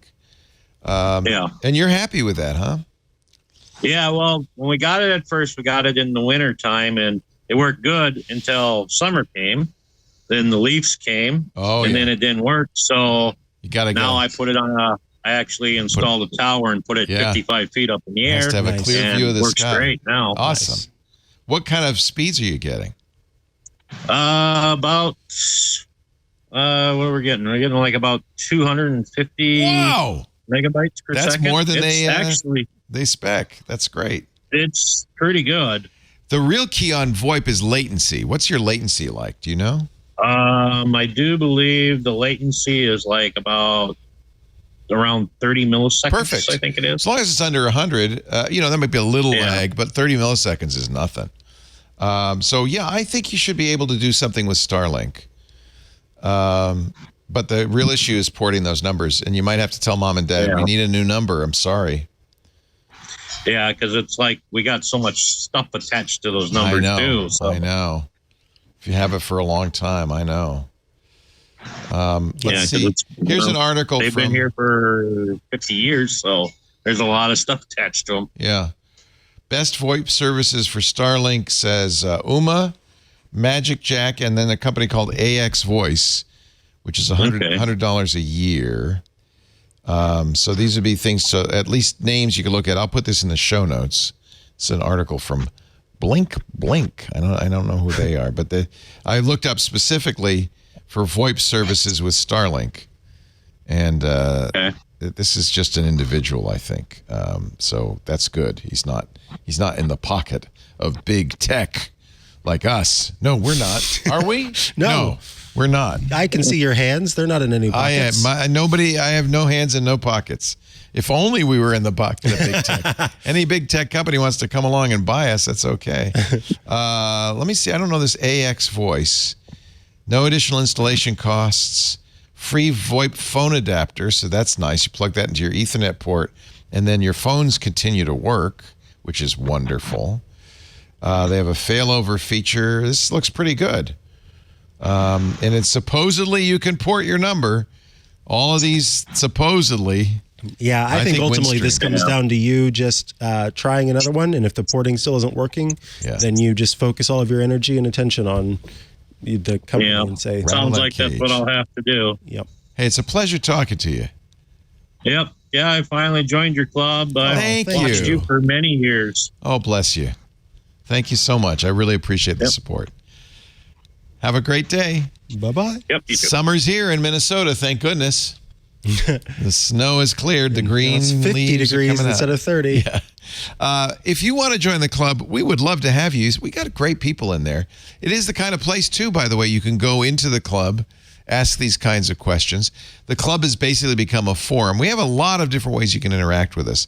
But the club is my favorite because it supports our mission here. $7 a month. Now, I know that's maybe not everybody can afford that. But if you listen to more than one show on Twit and you like the shows and you can afford $7, I think it's worth it. Ad-free versions of all the shows. Somebody said, I'm not going to join. I like the ads. No, you're not joining to get the ad free. It's just a bonus feature, right? You get additional content like Micah's Crafting Corner. Yes, that's coming up very soon. I'm so excited. What is your first craft going to be? I'm going to be working on, I think I'll still be working on a blanket at that point. A granny square, actually a granny hexagon blanket that I've been working on. So cool. But the idea is that everybody has different crafts they like to work on. We all get together and we're just crafting together. We're showing off the stuff that we're making. While you're crafting. Yeah, and if people have questions about knitting or crochet or something, then there'll be other people there too. So yeah, I'm really looking forward to it. I know John Ashley's planning on being there with his Lego that he's building. Oh, see, that's a craft? Yeah, it's a craft. That's awesome. Absolutely is. So all sorts of June crafting 19th. people. June 19th at the time 6 p.m. 6 p.m. Every third Wednesday Pacific. of the month. Mm-hmm. See, we really want to keep these activities going. Stacy's Book Club, now we moved that to the 27th, 2 p.m. We're going to be reading the book High Voltage. It's not too late. You've got a few weeks you can read High Voltage. Let's see. Oh, and 10 a.m. Tomorrow, you and I will be watching the Apple keynote. You can watch our streams in the Club Twit Discord. You can chat with other Club Twit members all around the clock. You can also have the warm and fuzzy feeling that you're keeping the lights on. As I have mentioned earlier, we're probably moving out of the studio just to save money. We're really we want to keep going. Mm-hmm. But at this point, ad revenue has fallen so dramatically that we think we probably need your support. Now, I have to say, the club growth has slowed, and I think it's also possible that we've reached the limit. Like, everybody who was going to join the club has joined the club. Prove me wrong. Maybe you haven't joined the club. twit.tv/club twit. twit.tv/club twit. Right. We got a phone call. Let's have a phone call. Press star 6. Hello, Leo. Oh, you've done it. Hi, Hello. what's your first name and where are you calling from? It's Ben, Leo. Hi, Ben. Ben Leo? Hello, Ben Leo. You remember me from your old Tech Guy podcast, don't you? Of course, Ben. What can we do for you? It's been a long dang time, old buddy. Oh, buddy, Ben's on the line. Where city are you calling from, Ben? Louisville, Kentucky. Louisville. I remember you. I do remember you, Ben, actually. Yes. As soon as you said Louisville, I went, Yeah. Well, that Ben. Well, how's it going, Micah? It's going well. Thank you for asking. Thank you for asking. I'm so excited for the dev conference tomorrow, you guys. It's not even. Are you an funny, Apple guy, Ben? Are you a serious Apple user? Oh, yes. As a matter of fact, I actually have a dev account with them, actually. Oh, you're a developer. Ooh. Even nicer. Yes. And I actually have a slight question about my 14 Pro that I wanted to talk to you guys about. Well, you called the right place. This is where you call. This is the place, man. We both have them. Well, I wanted to ask about upgrading it to the new OS beta tomorrow, as a matter of fact. I don't know if I'm going to do it, to be truthful. I mean, right now it's running 17.5.1. Yeah. And the main complaint that I have is that I've only had maybe, since the 14 came out. Mm-hmm. And, I've tested the betas, I don't know how many daggone times throughout the years. And my biggest concern is, I was looking at the features that might have been leaked. I don't know if any of these are confirmed. I know they're going to have a lot of AI stuff potentially. And I just don't know how well my 14 Pro would handle the new OS. And I'm a little skeptical to do it just because, I know in the past Apple has said that not everything in the new OS is going to be compatible, et cetera. There's no way. So I don't know if there's no way that iOS 18 will be incompatible with the latest iPhone. Absolutely. Yeah. Guarantee you it will be. That's not the problem with betas. When you download a beta, you're running software that's not finished. And it's guaranteed there will be bugs. There not will because be of the bugs. hardware. You have the latest hardware. But because of what Apple's done. Yeah, because there's bugs. That's why it's not a release version of the software. Now, in the past, I have, thinking it was my job, I have downloaded beta versions, and I've invariably regretted it. There are people like Jason Snell who will do it right away. Mikah Sargent will do it. Let them take the arrows. Apple thing. Ben, let them take the arrows and describe it to you. Now, there are some things, and you're going to see tomorrow, 10 a.m. Pacific, we're going to watch together, Micah and I. I will be there watching with y'all. Good. Wonderful. I count on it, Ben. So, in fact, go in the club, and then we can all have conversations about what's going on. But how much is your club thing a month? Because I'm not in it right now. Oh, Ben, finally, I can get over 12,000. $7 a month. Is that too much for you? I will. No, that's not a big deal. I will gladly look into that, Leo. Just one less double cappuccino, frappuccino. I will tell you, man, I've been sorry? No, never mind. I was just joking, Ben. Go ahead. You're fine. But I will gladly sign up to that, hopefully today, because, that's a good time to join the club. Apple fanatic since, yeah, because we'll be in the Discord watching. Hold on. It was your iPhone original event that I originally watched, and that's what got me into you and the whole shebang. And, are you talking about when we did the 24 hours of iPhone? Is that the one you're talking about? And Steve Wozniak called in? That was like the iPhone 3 or something. I was watching that, Leo. I was actually on the line waiting to talk to you back then. Oh, nice. So we have been old friends for many a moon. Yes. And I have actually seen some of your Mac Break episodes, as a matter of fact. In the old days, the ones that we did with Alex, the video, yeah. So, yeah, and I've actually seen some of your more recent ones, as a matter of fact. Here's the suggestion. And I got to tell you, you guys with Jason and everything, that was, oh my God. They're good people. But Jason, Andy, Alex, what a great team, yeah. And of course, and I should tell you, I've gotten the iPad recently, Leo, and that probably will get the iOS 18 first, just to see if I like it. Well, this is what I was going to say, Ben. If it runs fine, let me describe what we think is going to be in it. Of course, the definitive answer will be tomorrow. So you can see if there's something you might want. And my strong suggestion, our suggestion always is, don't do it on your phone, on your main device. Do it on a device that you can have be unreliable. On a secondary device. We don't know how unreliable, especially when it first comes out. Down the road, once this won't be the public beta, right? Tomorrow it'll be the developers beta. Yeah. And that's the most buggy version. It's buggy as it can be, and there are a couple of things too that I've always sort of given to people, because it's very easy for me to say, as someone who does install the beta early on, you all should wait. I understand though that desire, right? But here's the thing. There are versions of Apple's iOS and iPadOS, etc., that are small changes. And when those updates take place, it's a little less risky to jump into it. This is going to be one of those more risky ones. And I remember a friend of the show, Serenity Caldwell, who actually works at Apple now. She and I used to work together at iMore, where Renee Ritchie and I were also there.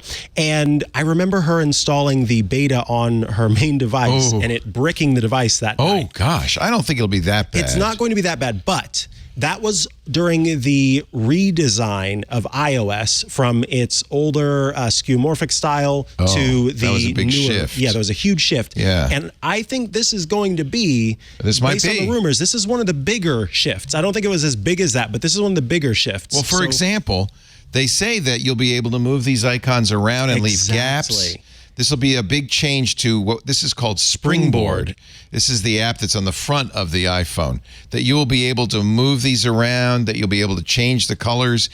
Some people like to have all the same color. Personally, I'm not that excited about that feature. The features you may get more excited about may not be available tomorrow. That's the AI features. Mark Gurman has said those won't come until next year. So they'll talk about things like an AI chat assistant that maybe will get you excited, but that may not be available tomorrow. So remember, here's how the calendar works. Tomorrow, they'll announce a developer beta for iOS, iPadOS, and maybe even macOS. Then sometime later, usually a month later, they'll announce a public beta. At the very least, even though, Ben, you are a developer, I would wait till the public beta at the very 100%. least. And I would not put it on a phone that you need. If you had an extra phone, maybe put it on that.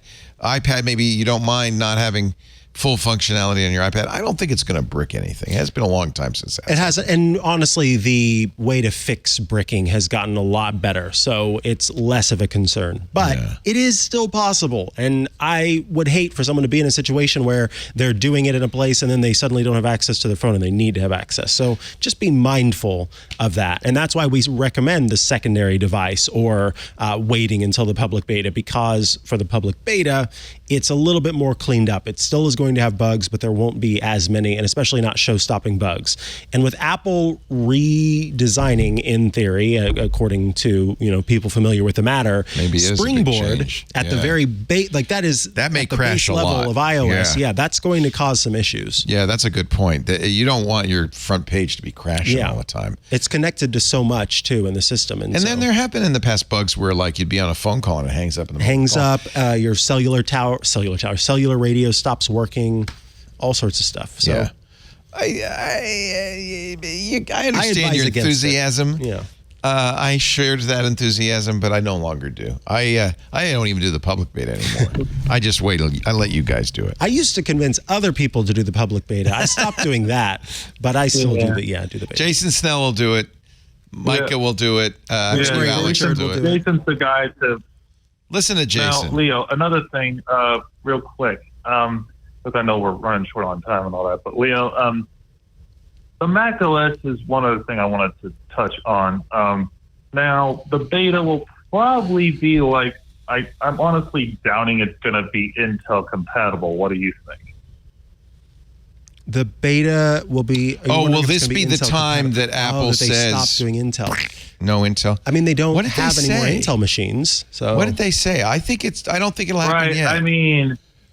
I don't remember what they said, but I think they guaranteed 5 years. I think I think, well, I don't know. That's a really interesting question. Will Apple say, because, even what they've said in the past may not apply. They may say, you know what, we decided we're not going to support Intel with Mac OS. By the way, what do you think the name will be, Ben? Do you have any idea? We're currently Sonoma. Well, before we get to that, I actually, speaking of the whole Intel debacle, do you have a lot of Intel? Asus. Well, I actually still have an Intel 11th gen laptop here that's running Sonoma on it. Oh, okay. Yeah, I know. So you do have a dog in this hunt. But I will say, I've got the Hackintosh going on, and that one may well be broken. Those Hackintoshes, they break every time, right? Yes, I know, but I'm still going to give it a whirl regardless. But either way, as far as the name. I don't know what they could possibly come up with after Sonoma. I mean, like Craig said, it's been 10 years, and, they said they wanted a list of California names that would carry them at least 10 years. So, I mean, who knows what that crazy crack product marketing team will show us tomorrow. I mean, we'll just have to find out, man. That's all I can say. So there's some betting going on, not for real money, for Bitcoin. I've seen Mammoth as one pick.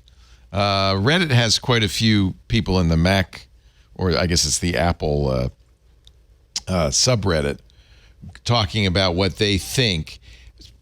There was a list, let me see if I can find it, of trademarks that Apple has registered along these lines. So that should narrow it down a little bit, because they're going to they're going to register the trademark first. Let me see if I can find it. Mammoth was one of them. It's been California, right? It's been California counties, I think. Ventura, Sonoma. But then there was Big Sur? That's not a county. That's a feature. There was Catalina, which is again a feature. So I'm not sure. Let me see what the mega thread for Mac OS. No, that's Sonoma. Let's see if I can find anything. Well, I mean, whatever it is, it's probably going to have a lot of the same things. I'm sad because for the last year we live in Sonoma County. We've been the best county in the Apple world. It seems like that year went so fast. I feel like Miss America giving my crown up. I didn't make good enough use of it. I should have really gone for something. You don't know what you got till it's gone. But I do say those aerial screensavers of our county really made it look prettier than it is. So I'm happy about that. No, it's very pretty county. And either way, Leo, I look forward to hopefully seeing you tomorrow. And you will. You will. You ready for the trademarks? I found them. The list of known trademarks. All right, let's have a list. All right, Ben. Thanks for joining us. Yosemite, Redwood, Mammoth, California. No, they wouldn't. I don't think they do Redwood either. It's too close to Pacific, Microsoft stuff. Diablo, which is a mountain on the East San Francisco Bay Area. Miramar, which is down in San Diego. That's the Naval Air Station. Rincon. I hate that. Please it won't be Rincon. Redtail, Condor, Grizzly, those are all animals. Farallon, those are the islands. Tiburon, that is Spanish for shark, but is also an island in the San Francisco Bay. Interesting. Skyline. I think Shasta. Ooh, Shasta sounds cool. I kind of like, have they used Shasta? Feels like they've used it. Shasta or Sequoia. This person thinks Sequoia. So we should have a little I want betting. Tiburon. Tiburon? Yeah. I like that. Mac OS Tiburon. Sounds good. I'm going to go Shasta. Okay, you're Shasta. We will find out tomorrow, sometime between 10 and 11 a.m. Pacific. Mike and I will be streaming that live. We never put it on YouTube because that's where the Apple lawyers live. So don't look for us on YouTube. They're scary. Yeah, it's very scary. You can look for us in the Club Discord, and we'll mention there where else you can watch it live. So we watch the event. We talk about the event. If you want the event clean without any kibitzing, then what are you pointing at yourself for? No schwitzing, no kibitzing. Then you want to go to the Apple feed. But if you want to hear what we think as Apple's doing it. And there'll be a few gasps, a few, oh my goodness, a few, that's a bad idea. All of that tomorrow, 10 a.m. on Twit. And a lot of celebration when I get it right. macOS Tiburon. He says definitely not going to be Tiburon. I really like Shasta, so much so that I feel like they maybe have already used Isn't that a beverage? It is a beverage. Oh, that might be a problem. They trademarked it, but I don't know if they'll use it. macOS Muscle Beach. That's what the Discord. Bodega Bay. Bodega Bay. That's where the birds happened. I don't know, Knox Harrington. macOS Zizix Road.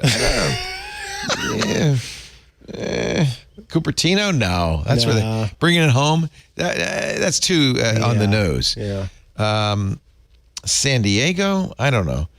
So here's you put in Ars Technica article on how long they're going to support it. What do you think? Basically, they're saying that they've done a study kind of looking back at how soon Apple drops off support. It suggests that Intel Macs will not be supported for much longer. That's all they're willing to say. They're not willing to. So Ben's question was legit. Yeah. Macs introduced between 2009 and 2015 could expect 7 or 8 years of Mac OS updates. So that 2023 might be the cutoff. Yeah, because it says the Macs that were released in 2016 and 2017 are only receiving about 6 years worth of updates plus 2 years of security updates. That was a 2-year drop compared to those released between 2009 and 2013. I feel like Apple said they made a commitment. I know. I thought they did too. Maybe I'm wrong on that. So ours says based on, and past history is no indicator of future performance. Indeed. But based on what Apple's done in the past, this might be the cliff if you're an Intel Mac user. It is always the cliff if you're a Hackintosh user. Unfortunately. Yeah, just, macOS Petaluma. I'm going with Shasta. That's my Asbestos. macOS Asbestos. It's so hot. I like how it works. We had to wrap it in fireproof material. Maybe something with AI. Oh. macOS. Well, that'd be like what? macOS. macOS Silicon Valley. What would be an AI name? Good AI name. macOS Samantha. macOS Whopper. Whopper. macOS Whopper. The Forbin Project. macOS Colossus. macOS In and Out. California. I hate it. California AI. I hate it. I refuse. Thank you, mashed potato. He's always a master of these things. They did say, Mark Gurman did say no hardware tomorrow, but I have noticed major price drops in a lot of Apple hardware in the last week. So he may be wrong on that. We may see M4 laptops, which would be very That would be interesting because the problem is they also have a beta version of Vision OS to announce tomorrow. So there's too much. You've got Watch OS, iOS, iPad OS, Mac OS, and now Vision OS. Wow. How are they going to fit in room for also doing new hardware? You wouldn't name it Mac OS Diablo. I don't think they would either. I really don't. I think that's cause problems with sales. I don't know how they're going to fit it all in. Maybe we should prepare for bring lunch. I'm actually going to bring a catheter. Bring lunch and a catheter. We'll see you tomorrow, 10 a.m. Pacific. You're watching Ask the Tech Guys. That there is Mikah Sargent. I'm Leo Laporte. On we go with the show, and Mr. Anthony Nielsen. What should I do? An email? I haven't done one all day. Oh, sure. Well, I do have someone on the line. Well, let's get that person, and then we will do a quick lightning round of email. Who should we say hi to? Come on in. Look at this. He's like posed in a studio. Did you pose for the Prince Charles official portrait? It looks like it. That's very good, Leo. Hi, what's your name and where are you calling from? Hey, it's Trent. I'm from Tumbler Ridge, British Columbia. And I apologize. Say again? I said I'm calling to apologize. Oh, no. Why? Back around the 3rd or 4th episode of the new iteration of the show, I had called in, and I forget exactly why, but I think you were making fun of the names of the people in the chat, and I was like, I have no idea who I am in the chat, and so I was like in my phone trying to figure out what my name was and how to change it to my name, and so I I was sitting there and I didn't hear what was happening, and suddenly this note popped up, said the host would like you to join the meeting, and I was like, oh crap, I hit the wrong button, and and hung up. And that was you? I'll never forgive you, Trent. How could you ever? No, that's fine. I don't even. Wait, did you say you're in Canada and you just apologize for hitting the wrong button? Yeah, exactly. Right. Oh, I get it now. Not typical, but hey, I just had a quick question. I've got a wallet case for my iPhone, and I'll be sitting there listening to a podcast, and I will, somebody will send me a text message. I'll respond to it. I'll close the wallet case, and the podcast will stop inevitably because somehow it has bumped the button to record a voice memo. So there's like 2 seconds, 5 seconds of audio that I've recorded to send to this person. How annoying. To stop that, cut it, and close it. I'm just wondering if there's any way to turn that feature off in the iPhone 14. So you think when you close the front-facing part of the wallet that it's hitting the little microphone in messages and starting to record? Is that like that's a very small target, but that seems to be the only thing that's happening, because like almost it's tiny. It's in the lower right. But you have something capacitive that's able to touch there on your wallet case? You might have a magnet. So does the wallet case close from the left side? Yeah. So it's the corner, the lower right-hand corner of that is hitting something. I wonder if there's a magnet there or something like that. Yeah. It doesn't feel like it. It's well, I can't show you the case because it's on my. Yeah, close it on us. Just close it on us. Let's see what it looks like. So okay. It's got this as a magnet. It's yeah. The magnet kind of swings around and closes it up. But the corner, it sounds sounds like the corner's hitting that. And it is that button there that it's hitting. Yeah, and the corner is basically, I've got my driver's license. Don't show the driver's license, and that's about it there. So I'm just wondering if there's a way to disable that. Can you disable voice dictation in messages? Yeah. I don't think you can. It's not even dictation. It's a voice memo, right? It records. It's actually recording the audio. Bugger again. Yeah. Okay. Let me ask you this first. You said you have a 14 Pro? Yeah. So you have the action. Pro Max. Yeah. So you have the action button. Oh, you think it's hitting the action What does your action button do? What is it currently set to? Default, I think. Okay, then I just wanted to make sure that it wasn't when you were closing the case, it was accidentally pressing the action button, which was triggering that voice. So the only thing I could think is that you could, but this is complicated, you could put an NFC tag in that wallet case. Get ready. And then you use a shortcut for a personal automation that says when the NFC tag is scanned, then, and unfortunately, I don't know 100% what action you would do. You could probably do something like, I don't know. I'm looking at messages. There's no way to turn that off. That's just voice messages that's a hardwired feature. Maybe in accessibility, there'd be a way to turn that off. You might be disabling a lot of your phone's capabilities. Boy, that's anybody in the chat room have any suggestions? I mean, the obvious one is you just turn the screen off before you close it, but so that's what you could do. I'm trying to do that, but you miss the button. That's where that NFC thing I was talking about could come in. I would get a better wallet case. Yeah. Yeah. Looks like you need a new one anyway. It's getting a little. Here's an excuse, Brent, for you to get a nice new shiny case. You know what?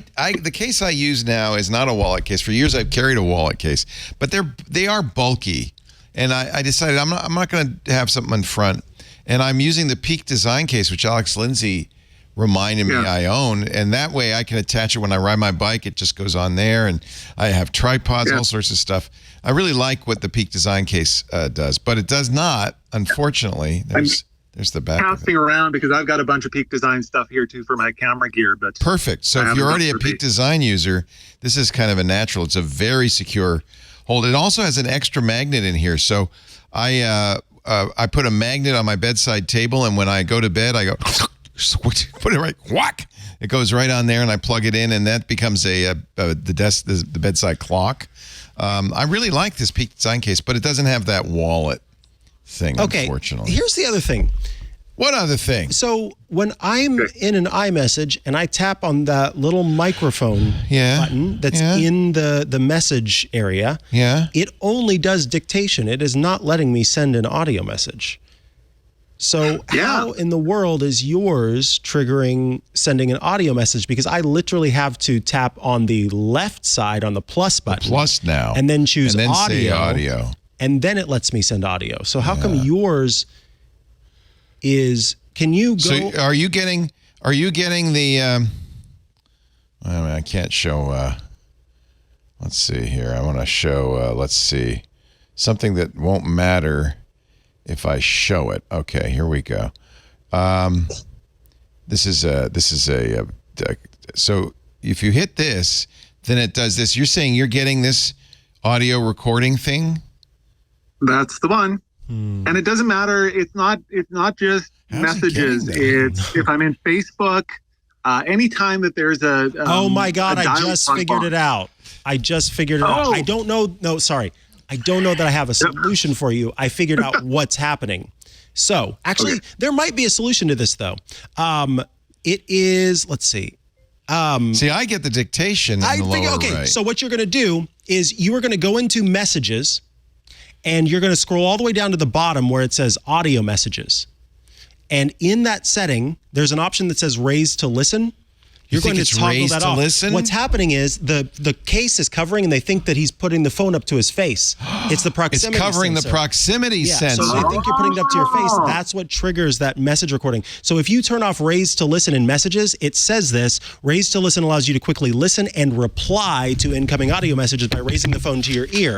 If you turn that off, then when you close your case, it won't trigger the audio recording. Fixed it. Turn off raise to listen. Turn off raise to listen. That's brilliant.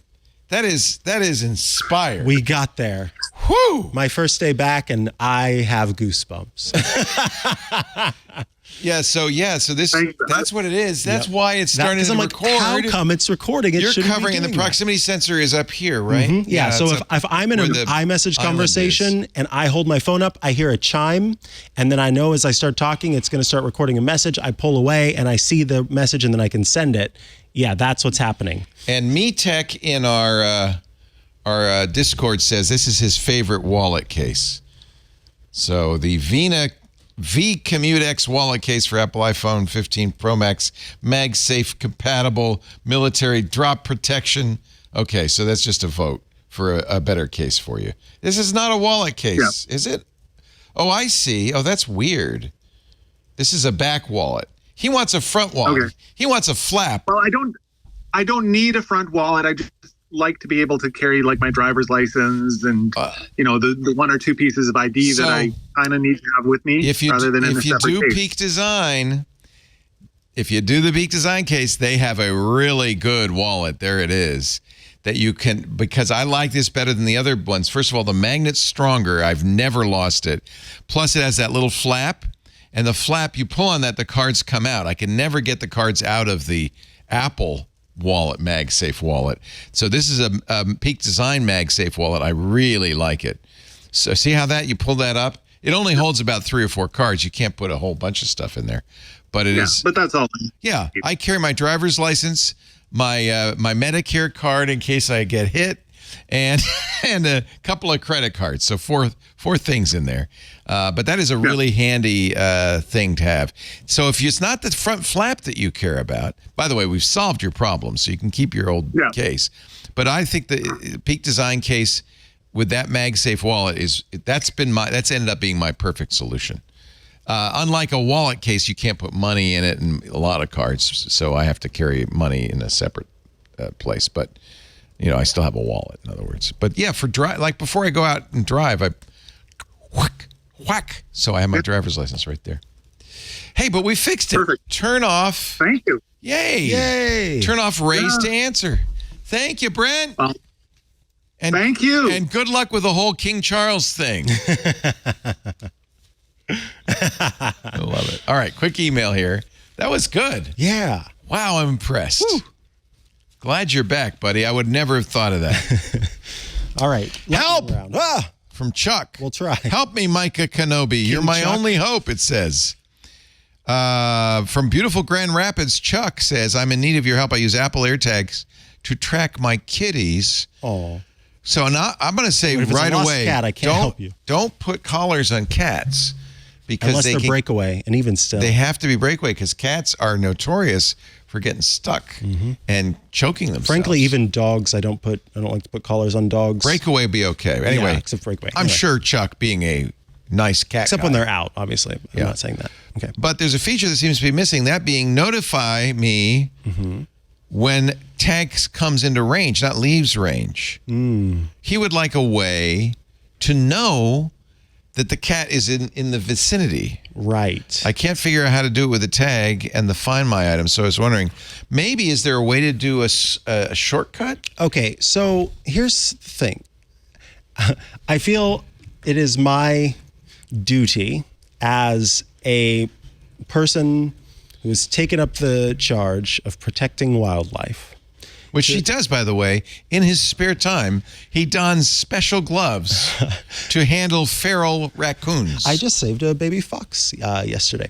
But see, he's a good guy. Given that, I want to just say something. I know people like to let their cats outside, but here's the problem. We feed our cats, and when we feed our cats, they are full.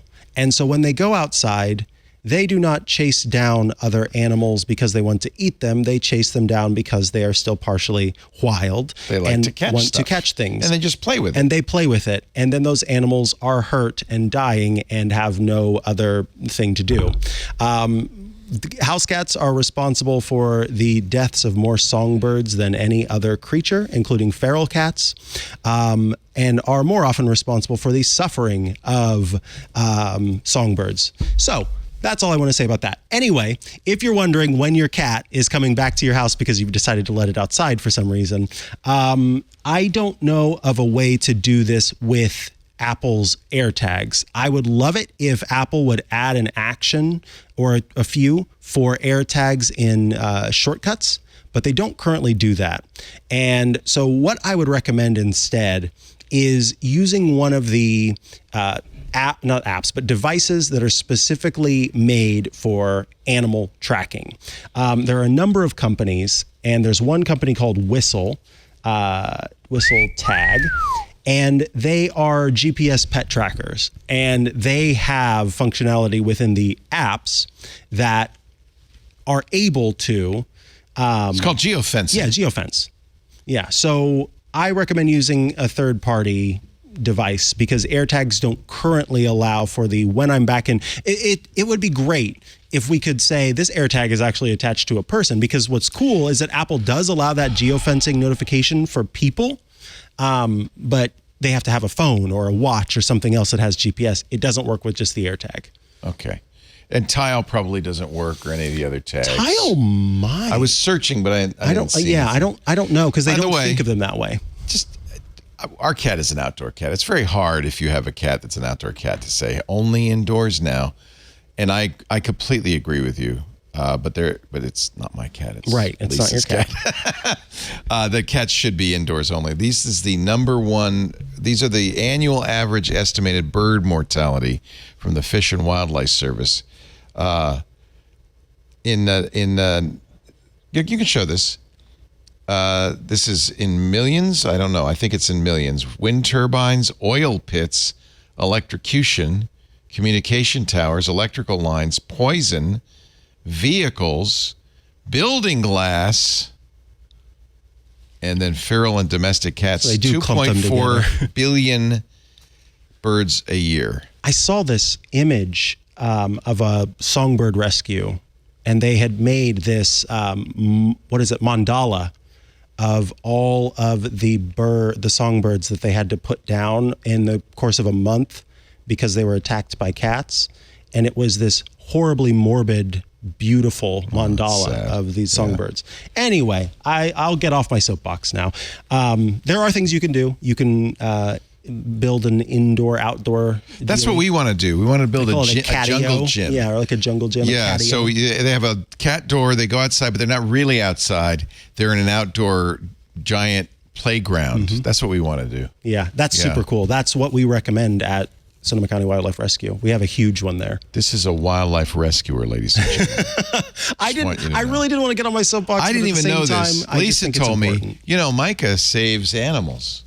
Said, all I do is sit at home and play video games. So. We all have our different hobbies. Anyway, thank you, Chuck. That was a good question. Yeah, Chuck, very good question.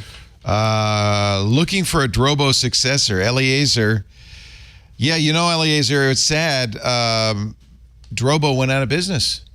And they were an advertiser for a long time. I still have a Drobo, but the company is gone. He says, I know I could get a Synology NAS. That's what I use. But I don't want to run Ethernet cable, buy Mocha adapters, and or upgrade my router to get the full benefit. Normally what you do is you put the Synology next to your router, so you just go from your router to the Synology. Mine's in the same wire closet that the router is, but okay. I just want mass storage. He wants like a USB mass storage that I can collect on my PC and have data redundancy for protection. Is any of these a good alternative? QNAP, I don't recommend QNAP. They've had some security issues, so I have a hard time recommending them. OWC's Mercury Elite Pro Quad and their software RAID, I in fact have that and use that. That gives me, I think, 8 terabytes on my Mac, and that's a very nice way to do it. And you can do it in RAID. What is it? RAID 1, right? Which will mirror to RAID, so that you do, have a backup, or any generic RAID box. Yeah, it sounds like you're on a Mac because of the OWC. That's Otherworld Computing at macsales.com, and they have quite a few good choices. They provide their own software for RAID, but Apple also has a simple RAID, and that's what I just use, the Apple RAID, because I don't want a third-party RAID solution that modifies my kernel and so forth. They have quite a few choices here.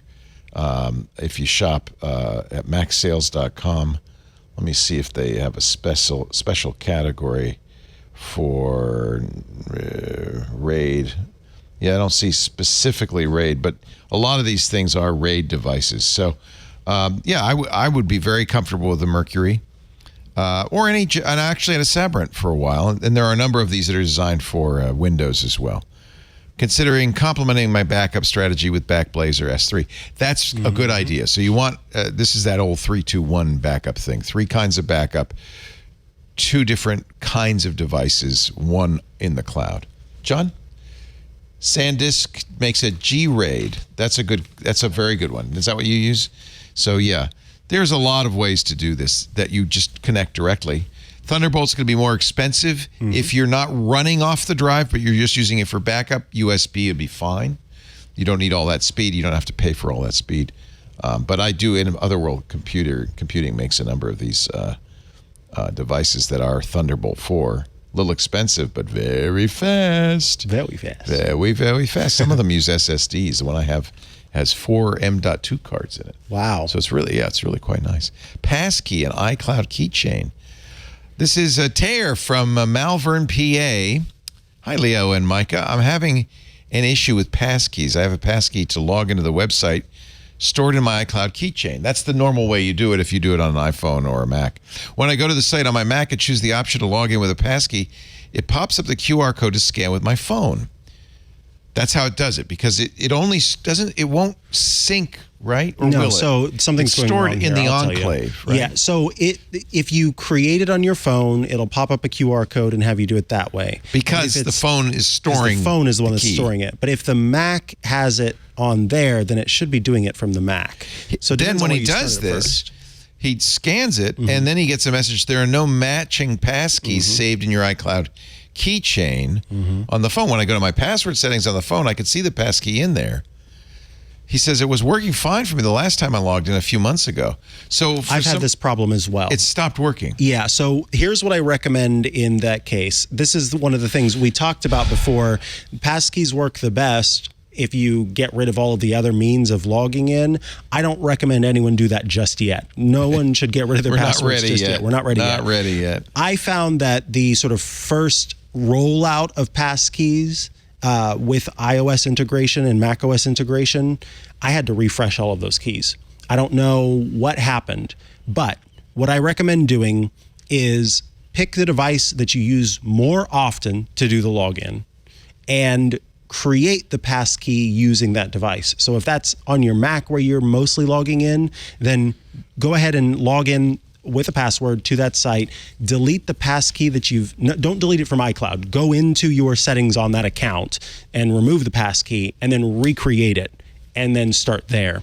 Then the next time you get on your iPhone, I found that it works better if you created it on the Mac in the first place. Eventually, this shouldn't matter and everything should be fine and hunky-dory.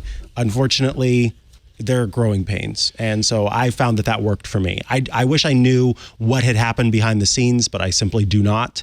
But by creating it on the Mac first, then it was easy to do it with my iPhone. Good tip. I personally don't like the idea of having it tied to an operating system. Yeah, but I do it with remember, my I use password Android manager. and Windows and Linux. So my recommendation in the long run is to use a password manager. Yeah, One Password. that's where mine are also. And Bitwarden, both Bitwarden, our sponsor, will store passkeys in the password manager, and then they are everywhere. And they work everywhere. The password manager is installed. And I found that to work pretty reliably. Me too. Yep. Yeah. Okay. So if you have to use iCloud Keychain, that's where my recommendation is: Mac first, iPhone later. But ultimately, yes, don't tie it to your operating system or any first-party, system if you can help it. Thank you, Tahir. Yes. I hope I'm saying your name right. Tahir, maybe. And for Eliezer, we got the name workout today. This is the Otherworld computing device that I have, which is ridiculous. It is the OWC Express 4 and 2. It has 4. It's Thunderbolt. Oh, wow. That's nice. 4 NVMe M.2 SSD slots. So it's expensive because you get the container and then you put the slots in. What's it connected to right now? A Mac Studio or? It was connected to a Mac Studio, and right now it's sitting on my desk, not connected to anything because the laptop is here. Oh, okay, gotcha. But I dock it. However, that has not proven to be a great solution because ideally, I would eject all the external drives before I disconnect. And what I really want to do is just take the laptop, disconnect, and go. But that really screws up this thing, especially because it's bus powered. Oh no. Yeah. So really, does it have an option for non-bus power? Actually, maybe it's not bus powered. Anyway, I do hear it go. It gets upset. No, it's not bus powered, but nevertheless, yeah, no, it's unhappy. Want to do the safe? So I feel like I should shut down my laptop every time, which is not good either. I might have to go get another Mac Studio. Maybe your home machine. I brought it in here, huh? I could take it back. Yeah, maybe we'll see. I brought it in here because the laptop we were using. Oh, but John got his laptop fixed. All right, so maybe I will take it back. What do we have another call I should take? Yes, we do actually. That face looks very familiar. Mm-hmm. Let's caller. Pick up on a caller. Oh, we've got a phone call. Star six.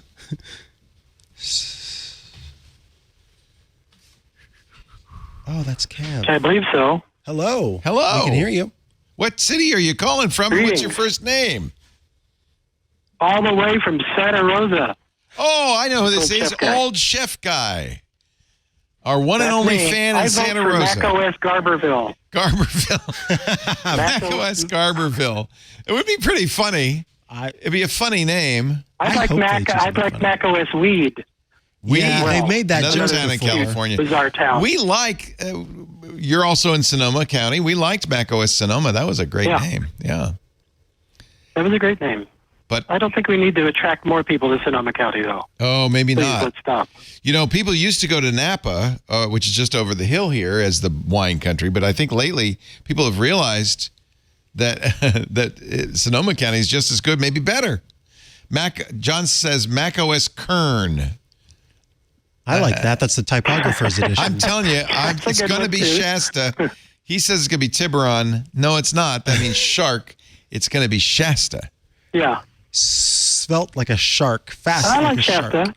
Shasta's a good one. It's a beverage. I don't think Shasta's good. Okay. What can we do for you? Anyway. Old chef guy. No, I like this betting because I'm going to be right.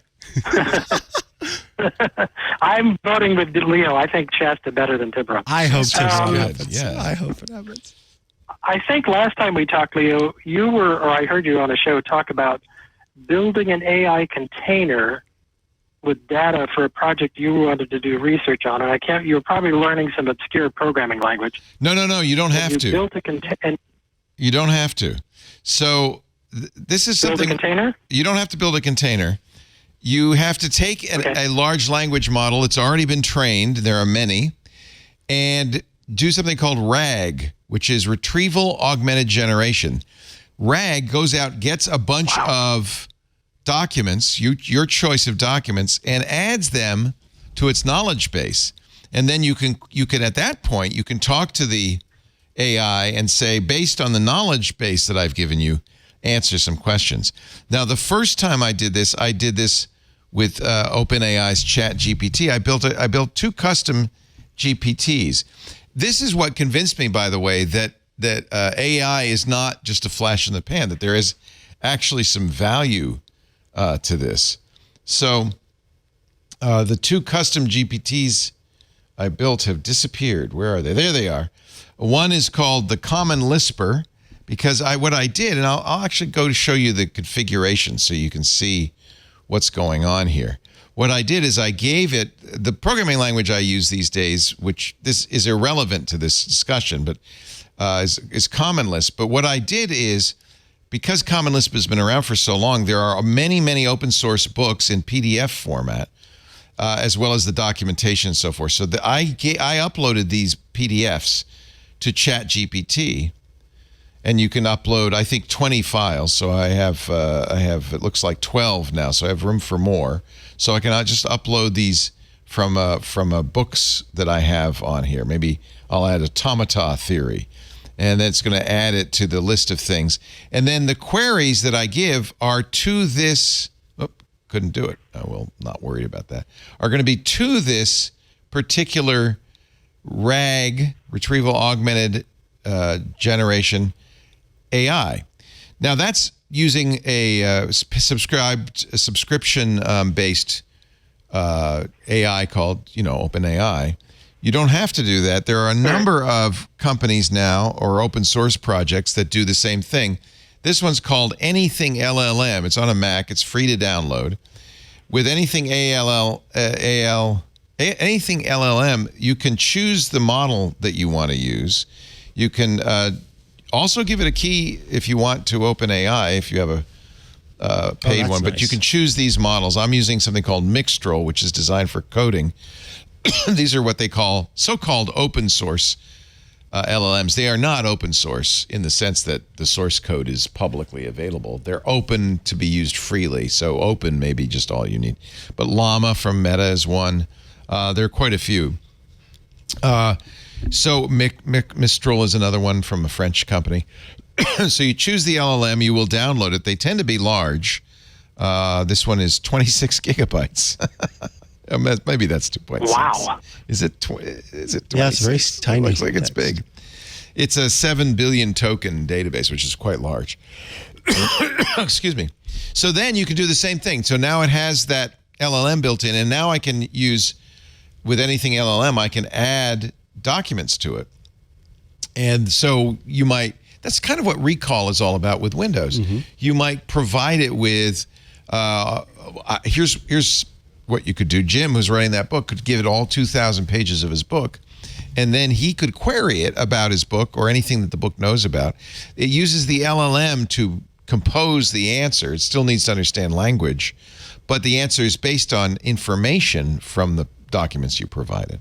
So that is RAG. There are a number of ways to do it. There's another one called Ollama. Anything LLM and Ollama are both Windows, Mac, and Linux, I believe. But there are quite a few of these now that hobbyists have cobbled together using RAG.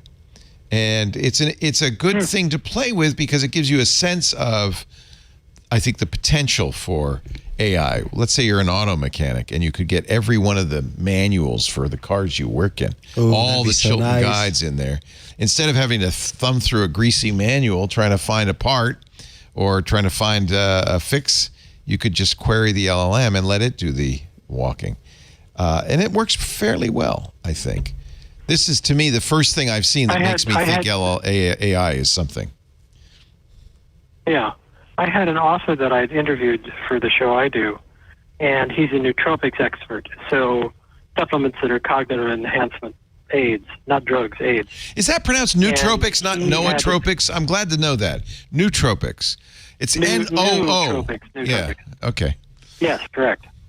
And so he had somebody build him. He didn't know how because it's not his field.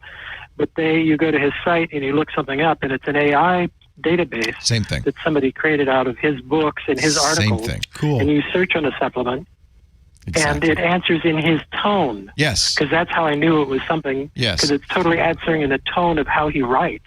I thought, oh my God, that is like great. You can do that, and I have done that with my Common Lisper. You can give it there's still, in effect, a prompt or an always prompt. So in the configuration, I've given it instructions that give it some information about how to answer. In my case, I say a serious and concise persona.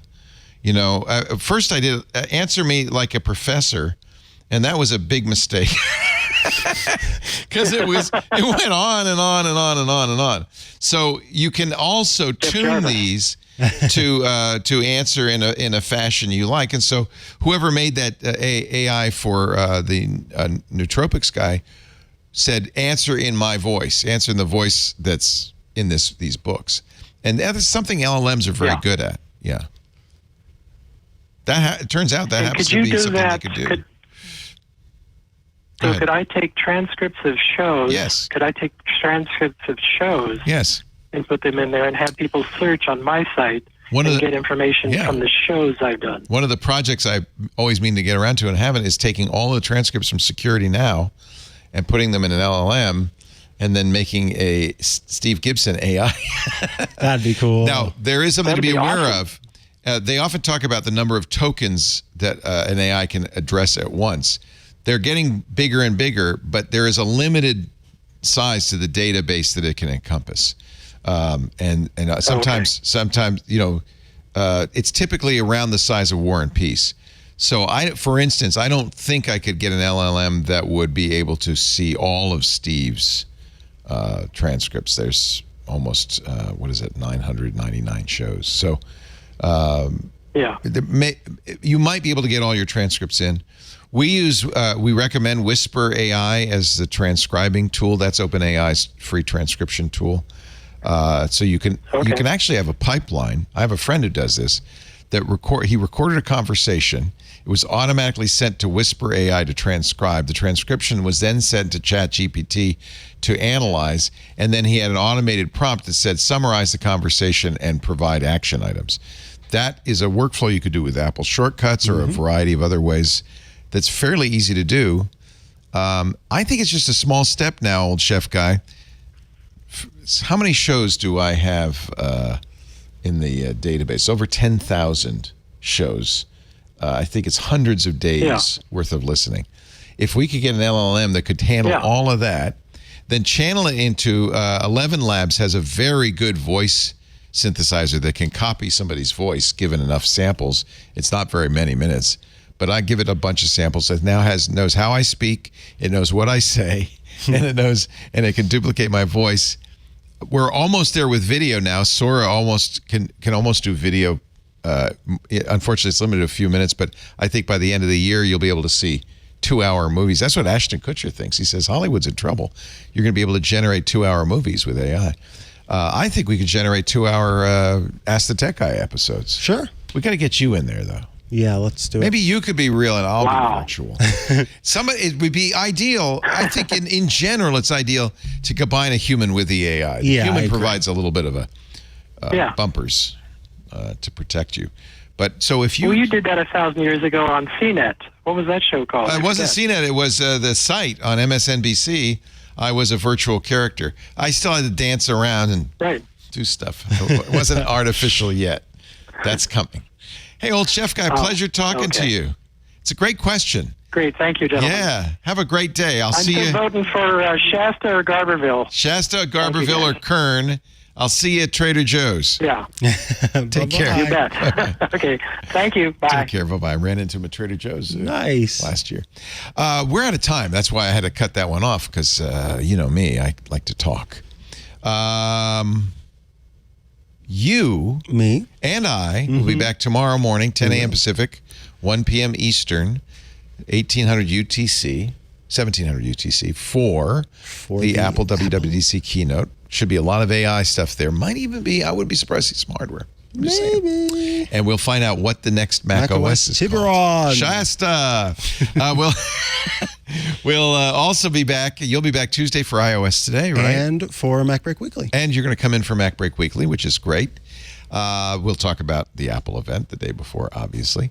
Thursday, Tech News Weekly. You co-host that with a rotating cast of fabulous people. Absolutely. Do you know who's this Thursday? Yeah, that's going to be Amanda Silberling. Love Amanda. Thursday. We had Emily Drybelbis on Twit a couple of weeks ago. She was, or maybe it was last week. She was great. Wonderful. I'm happy to hear that. Good find on Yeah. her. And then, of course, this a week from today for Ask the Tech Guys. We do the show every Sunday, 11 a.m. Pacific to 2 p.m. Eastern. 11 a.m. Pacific, 2 p.m. Eastern, 1800 UTC. Stream it live on YouTube because no Apple lawyers care about what we say here. That would be youtube.com/twit/live.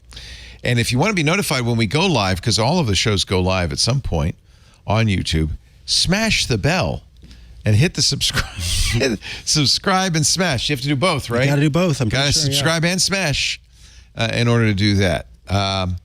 After the fact, on-demand versions of the show available at techguylabs.com. You can download audio or video.